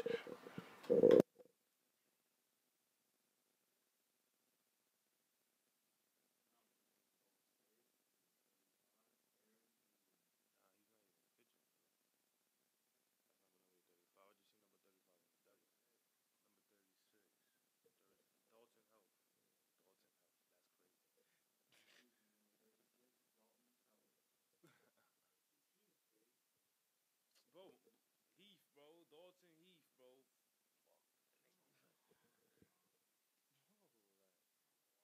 He's pumping, though, bro. Your job is...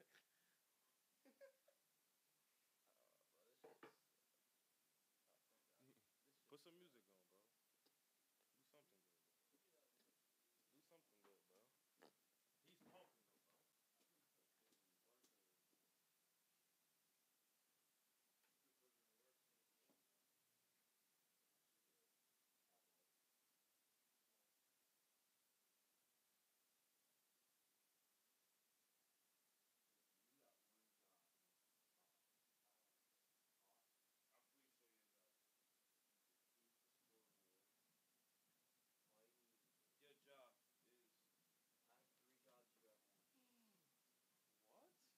I technically have more than 3 jobs. Dalton, you've been commentating. It doesn't feel like just 1 job. We have to think about things to talk about, bro. That's like not the easiest thing to talk about. You literally talk. All right,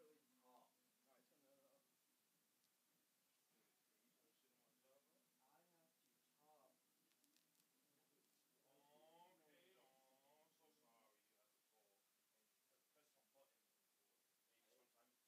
you have to talk and press some button and record. And sometimes still get wrong. Bro, I never asked you for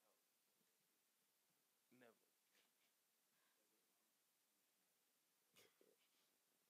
Up to bat number 18, Chris Tyler. See, that takes skill.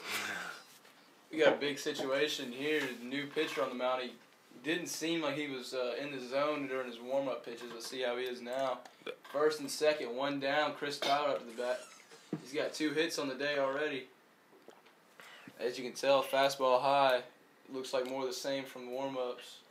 This is actually number 36, not number 35, Dalton Heath. He has a 21.1 total inning pitch with a 5.06 ERA. Very high for only 21 innings.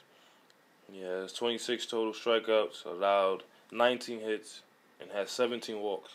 Another ball there. 2-0. The first batter he faces.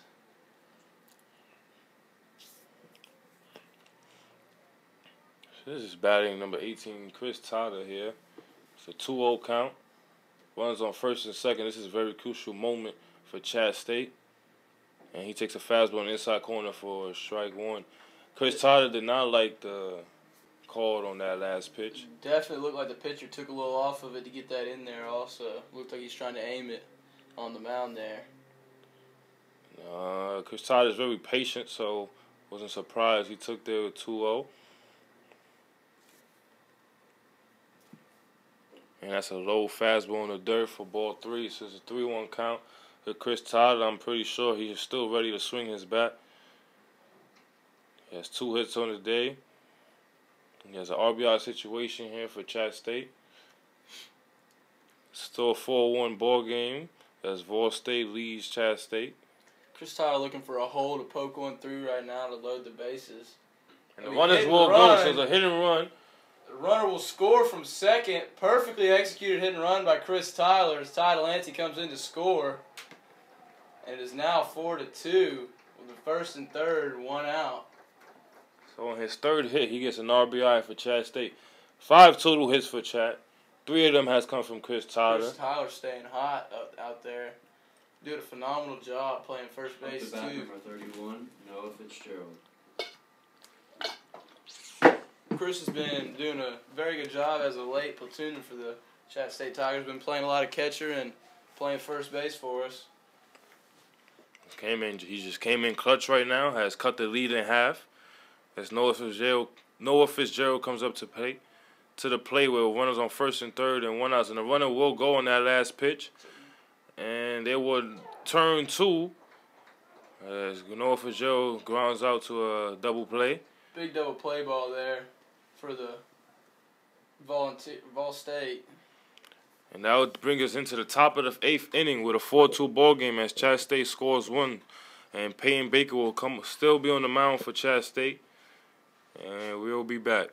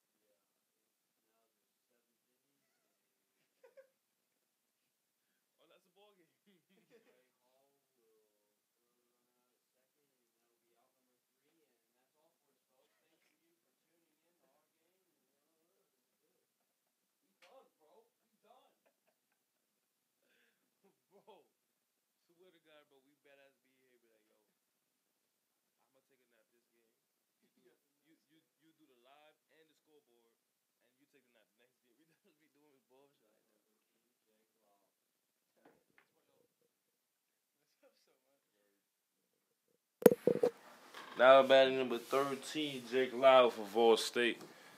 Peyton Baker still on the mound, and he delivers a first pitch ball. And then Jake Loud has now fouled off a ball over to the 3rd base dugout for strike 1. So it's a 1-1 count. As Peyton Baker has put up another 0 on the board in the last inning. He's looking for 3 quick outs as Chat State bats have been hot. So he's trying to keep them hot by getting them back in the dugout. Noah Fitzgerald has just filled the ball and threw over for the first side of the inning. And it brings up number 33, Bill Hamilton. Up to bat, number 32, Bill Hamilton. Who seems to be Vol State best hitter. Payne Baker has to go through the meat of the order to get Chat State back in the dugout.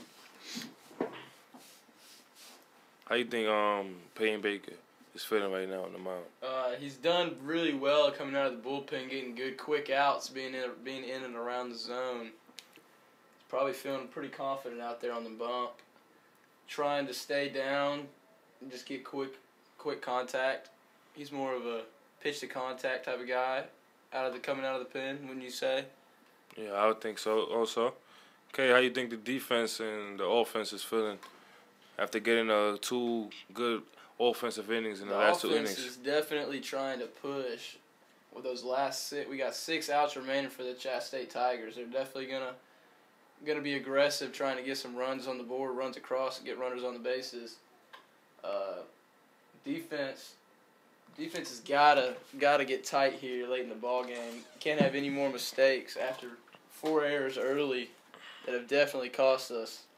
I don't even think we have 2 earned runs up. I think we maybe have 1 earned run today. 1 or 2. mean, 1 earned, maybe just technical reasons, but like should have scored. I don't believe so. I don't think so. Maybe Up to bat number 24, Brent Ritchie. that double play that Noah could have turned would have scored a run, regardless. And he booted it, but that's a base on balls for Bill Hamilton. Nothing hurt there. Walking the 4-hole hitter. Brings in the 5-hole. Number 24, Brent Ritchie, the bat. He's only batting 250. Try and get a double play ball here, or a ground ball at least. He'll call time to step out the box, and Payne Baker will have to reset.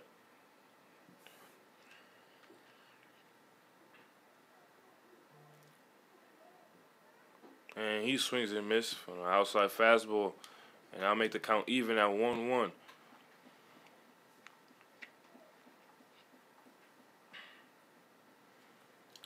Just for any interest, the Chat State Lady Tigers are in a duel over in the softball field. They are in extra innings of a 4-4 ball game against the Vol State Lady softball team.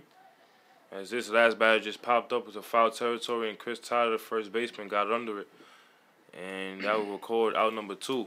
Our Lady Tigers are on a 28 game win streak right now. Trying to keep that alive over there. They only have 1 loss in conference. Up to bat, Ryan Horn. Dude, I think that was in the first series, was it not? That was in their first series. They haven't looked back since. But as of right now, they face Vol State. Next week they will face Walters. And these 3 teams are Vol State, Walters, and Chat, the top 3 in the conference. And Chat State are looking to be the number 1 seed in the conference tournament. We now have 2 outs during the ball game. Runner still on first base. 2-0 count here. To the 5-hole hitter. 6-hole hitter. As we get 1 fouled off. So we got 2-1 here. In the top of the 8th. 4-2 game still. 2 outs.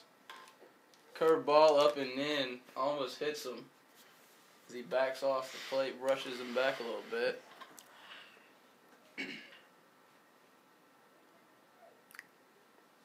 So we got 3-1 count. Here's the pitch. Fastball driven out to deep center. Sean Cheeley back under it with ease and makes the third out of the inning. Brings us into the bottom of the 8th inning. So Chat State has 2 innings left to tie the ball game, as they are down by 2 runs. And there's a number 36 for Vol State will come back on the mound to pitch the bottom of the 8th.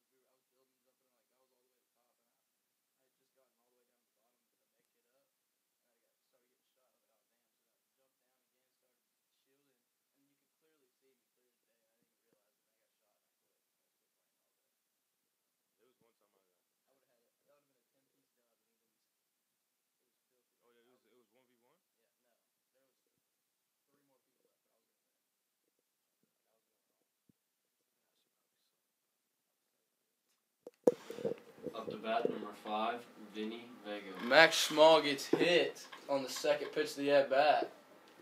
So we got runners on first here in the bottom of the 8th. Nobody out. Vinny Vega up to the plate here.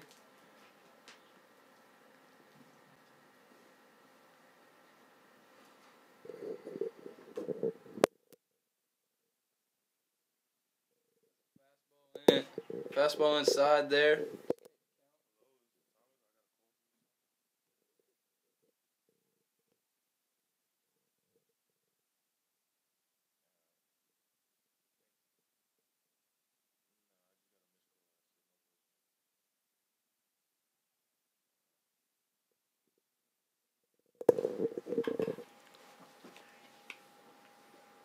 Another ball inside, and that moves the count now to 3-0.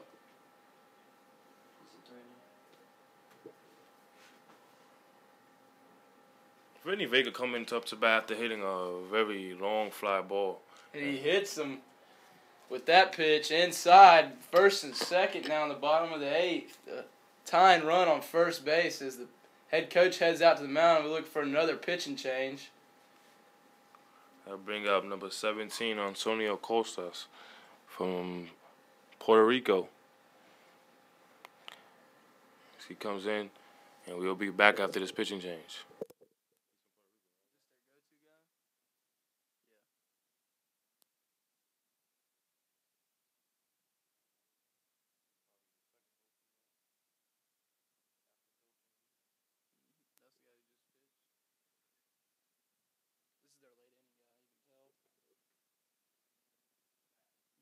He's about to come out here throwing heat.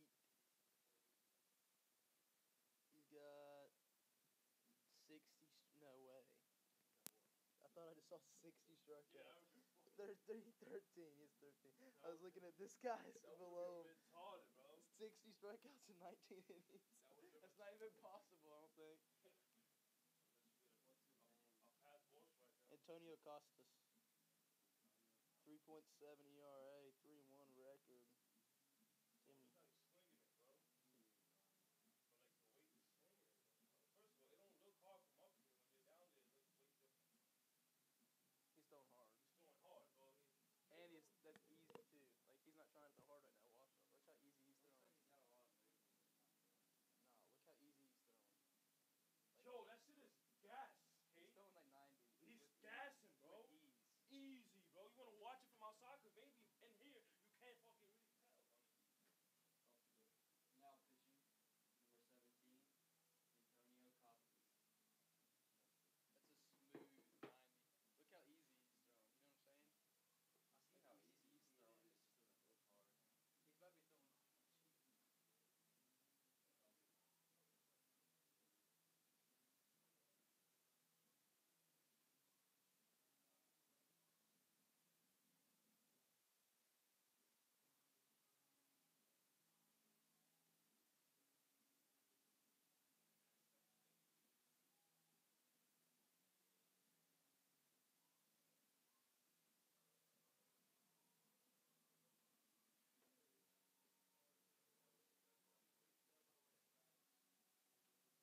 He's about to be throwing. We're going to ask the hitters later, bro. You can tell by the way it travels, Cade. That's the only reason I'm saying it. Watch the ball travel when it comes in. You can see it goes. Yo, music. It'll get a little. You said a current pitcher? Now batting.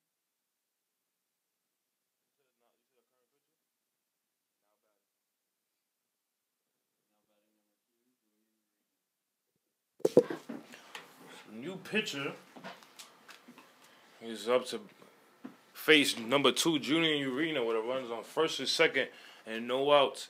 Julian Urena hasn't been a real big factor here offensively in this game, and he has an opportunity here with no outs and a runner in scoring position to get some runs on for Chattanooga State, as they are down by 2 runs here in the bottom of the 8th inning.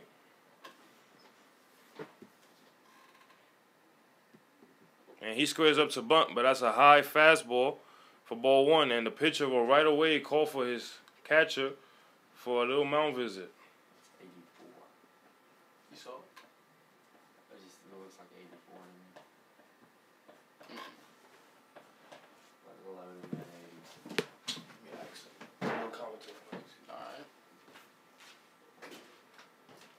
see the carry on the ball. That's what I'm looking at. We got a long visit there for the, looks like to set up the bunt play. First and second, 1-0 count here to Julian Urena. Bottom of the 8th, big moment here. We've had a lot of key moments in this ball game. Let's see if Chat State can capitalize here.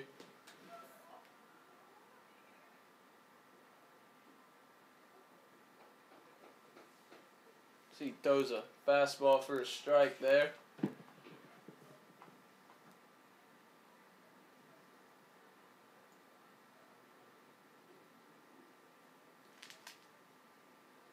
Ball State switching up the bunt coverage. 1-1 count still. You think Julian's coming with a bunt right here, Dalton?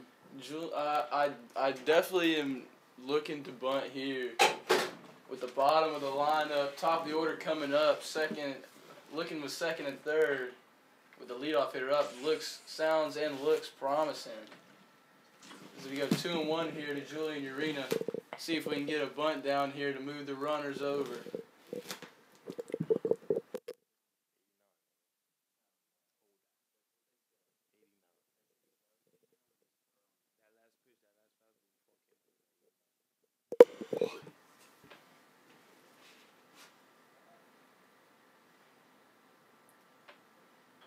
And that's a beautiful bunt by Julian Urena, and we will get a base hit out of that. The pitcher does slip and fall. So we have bases loaded for number 1, Sean Cheated up to bat. And he's coming up to bat batting .391. I've seen a lot of pitchers slip right there during PFPs, especially. That's definitely a hard play to make. Especially when you're running off the mound at that, you got to break down. You're running away from the Pitcher looks like he's trying to do a little too much right there. Running away from first base. Running away, trying to get to the ball as quick as he can, and he doesn't break down his feet and loses his foot and falls. And now we got the bases loaded for the top of the order. Sean Cheatley up with already three hits on the game, if I'm correct. 2 hits on the game. 2 hits on the game. Is he swinging first pitch as he always does? No, he only got 1. Remember his last at bat, he ground out to the third baseman. Okay, yeah. He might only have 1. He has 1 hit on the day. Yeah. We're looking here for 2.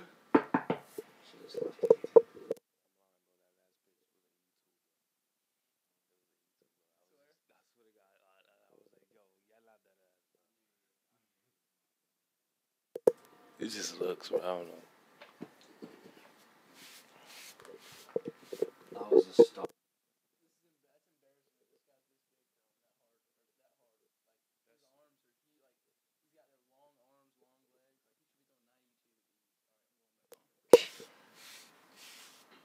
And Sean Cheatley will poke one into center field. The center fielder will get under it. That's going to be deep enough to score a run. The ball's thrown into third. Oh, that's a cannon, bro. Beautifully thrown ball from center. That will be a double play and an assist from the center fielder.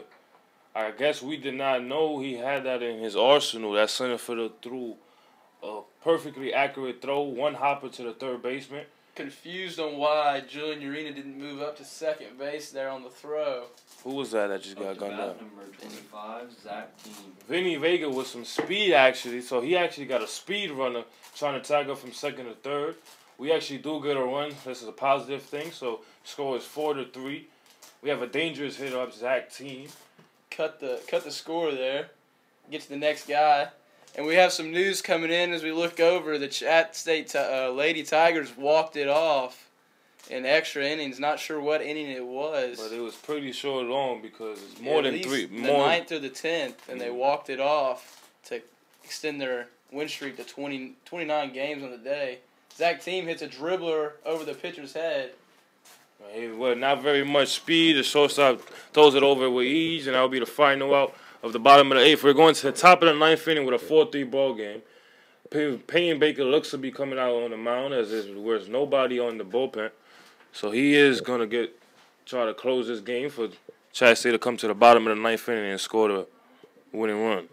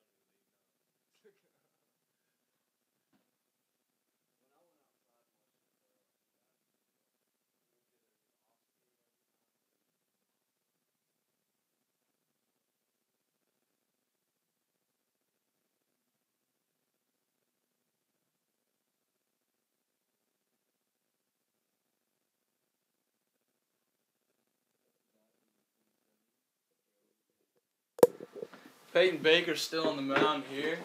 We'll start at the top of the 9th inning with number 27 up to bat, Joseph McName, batting .252 on the season. Chat State has out-hit Ball State today with 6 hits. Ooh, that was to 5 as Peyton Baker throws a beautiful curveball for strike one. Whoa, that curveball was beautiful, bro. There's another a fastball in the outside corner that's just a little out. It's 1-2 count here. I just want to talk about that last curve. That last curve started at the face of the head and ended up right down the middle. Is it 2-1 or 1-2? 2-2 count here. That last curveball started at his face and ended right down the middle, bro. Fastball outside is popped up and will get out of play to the right side over near first.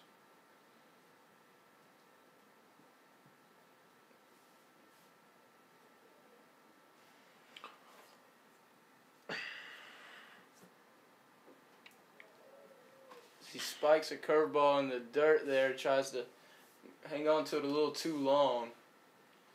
So we got a 3-2 pitch here to start off the inning. Fastball down and away. We'll lead off the inning with a walk for Vol State. So Dalton, you're in this game in the top of the 9th inning with a 1-1 deficit. Up to bat, number 21, Colin Hopkins. You know nobody's in the bullpen. So, coach is relying on you right now. Mm-hmm. What's going through your mind? Going through your mind, honestly, you're down by 1 right now. You're already down. You want to keep the game as close as possible, but you definitely are looking to prevent walks and get as many balls put in play as you can. Especially the way you've been pitching. You're a little comfortable out there as he's thrown up 2 zeros in a row and got out of the bottom of the 6th unscathed. I'm going to want to say something that is... Great bunt there. No one's covering at third base. We get the out at first. And the runner stays at second. Good, great backhand by Tyler Lancey to get that bunt. As he was running, sprinting in. That ball cutters almost went past him. So now we're going to have runner on second with 1 out. It was a note to say the defense from Chat State has gotten better. Definitely have started playing a lot better, a little bit more focused now towards the later half of the game. As we see a pinch hitter here, number 16, is Jordan Jackson, batting .200. Number 16, Jordan Jackson. He's only been in 13 games so far this season. They bring him in a big moment here in the top of the 9th, runner on second, 1 down. Looking to extend the lead and give their pitcher a little breathing room. He's not ready for that great curveball by Payne Baker that is called in the inside corner for strike 1. A great, interesting decision by the coach, bringing in somebody who's not an everyday player in a clutch situation as this one is in the top of the 9th inning. He must see something. He must know something we don't hear. And he hits a curveball down to right field line, and they it's call it a foul ball. Very close to being fair out there in deep right. Not sure. It was just a fly ball into right field that just missed the line. Fortunate for Chat State. It was called foul. Very fortunate. That would have definitely been 1 run. Probably looking with a stand-up triple as the outfielder slipped and fell out there. Also, during that play. Well, right now he has an 0-2 count. As Payne Baker's ahead, and he is now in control of the situation. Looking in to try and probably get a strikeout here.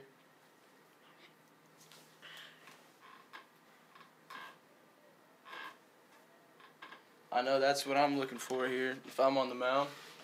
Runner on second, 1 out. 0-2 count. Fastball is bounced in the dirt. Tried to muscle that one up, get a little bit more behind it. Stayed through it though. Left it down. So we got a 1-2 count here. Peyton Baker pitching exceptionally well out of the bullpen so far.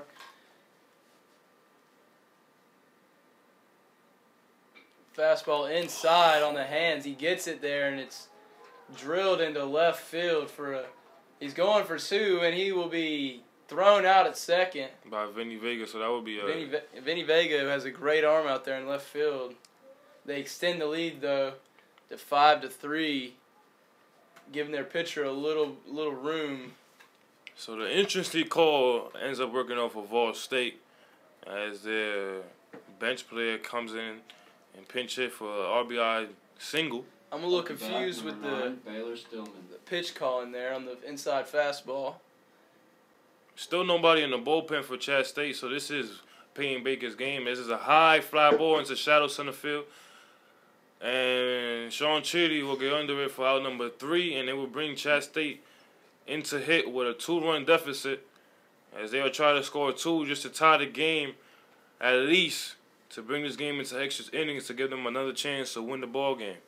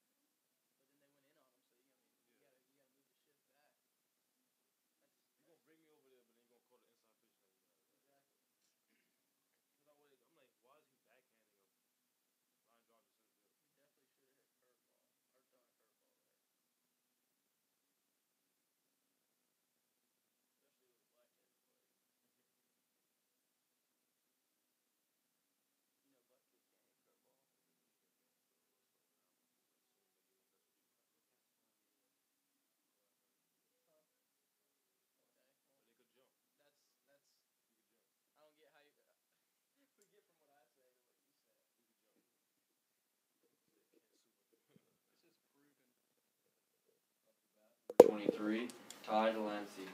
So we're here in the bottom of the 9th inning. Chat State is 3 outs away from losing this ball game if they don't tie it with 2 runs here. It is still the same pitcher up. It's Ty Delancey is aggressive and swings at the first fastball, and he fouls it off.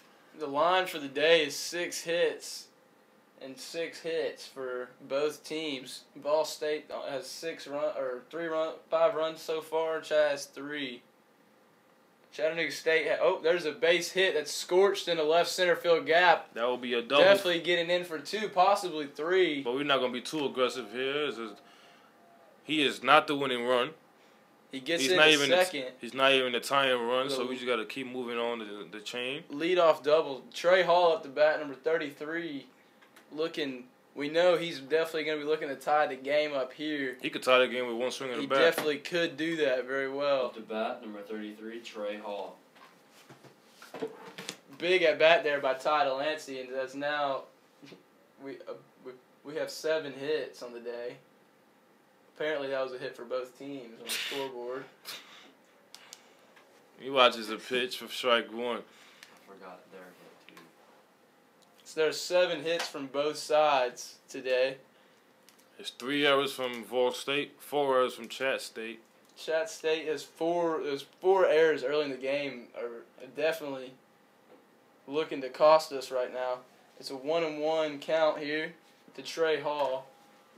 Trey Hall was upset at himself for moving away from that inside fastball. He could have put himself on base and gave the bat to the hot-hitting Chris Tata, who I think has 3 hits today. 3 hits on the day.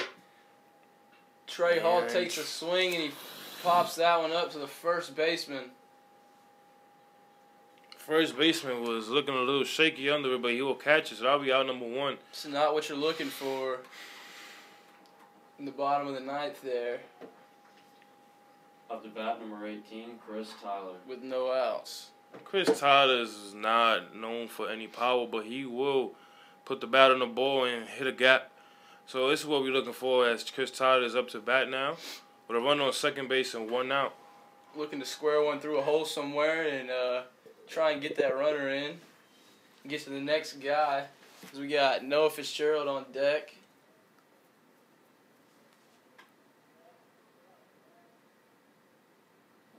There's the pitch, the fastball outside, almost gets away from the catcher.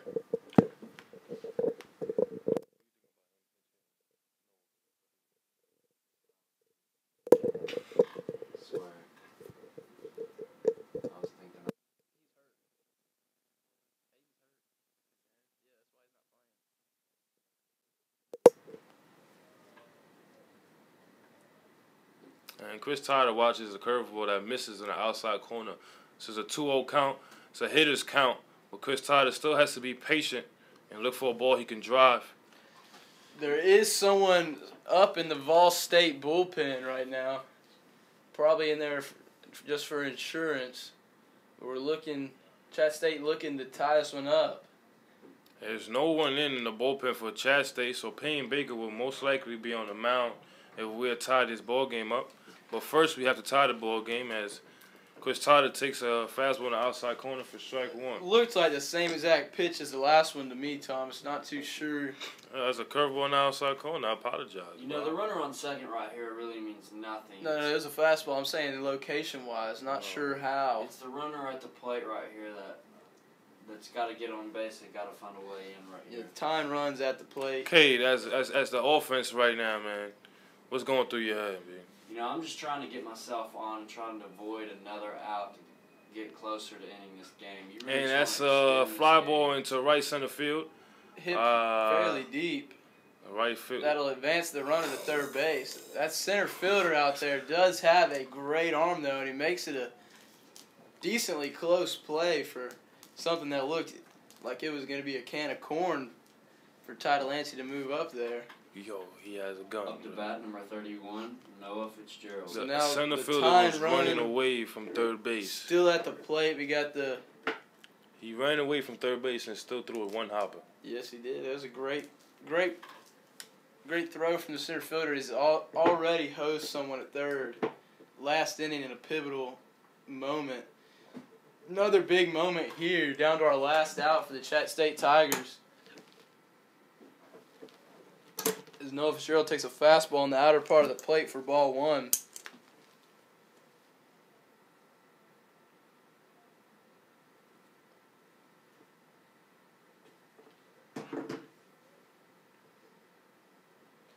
And he is swinging at what looked to be a curveball in the dirt on the 1-0 count there. Not sure what he's looking for on that swing. We get back to it. Fastball laced up the middle, but it'll be caught, and that'll be the end of the ball game as Vol State takes game 1 from the Chattanooga State Tigers 5-3. Final line score. Both teams had 7 hits. Vol State with 3 errors and Chattanooga State with 4 errors. I'm gonna go out on a limb and say those 4 errors cost Chat State the ball game today, early on.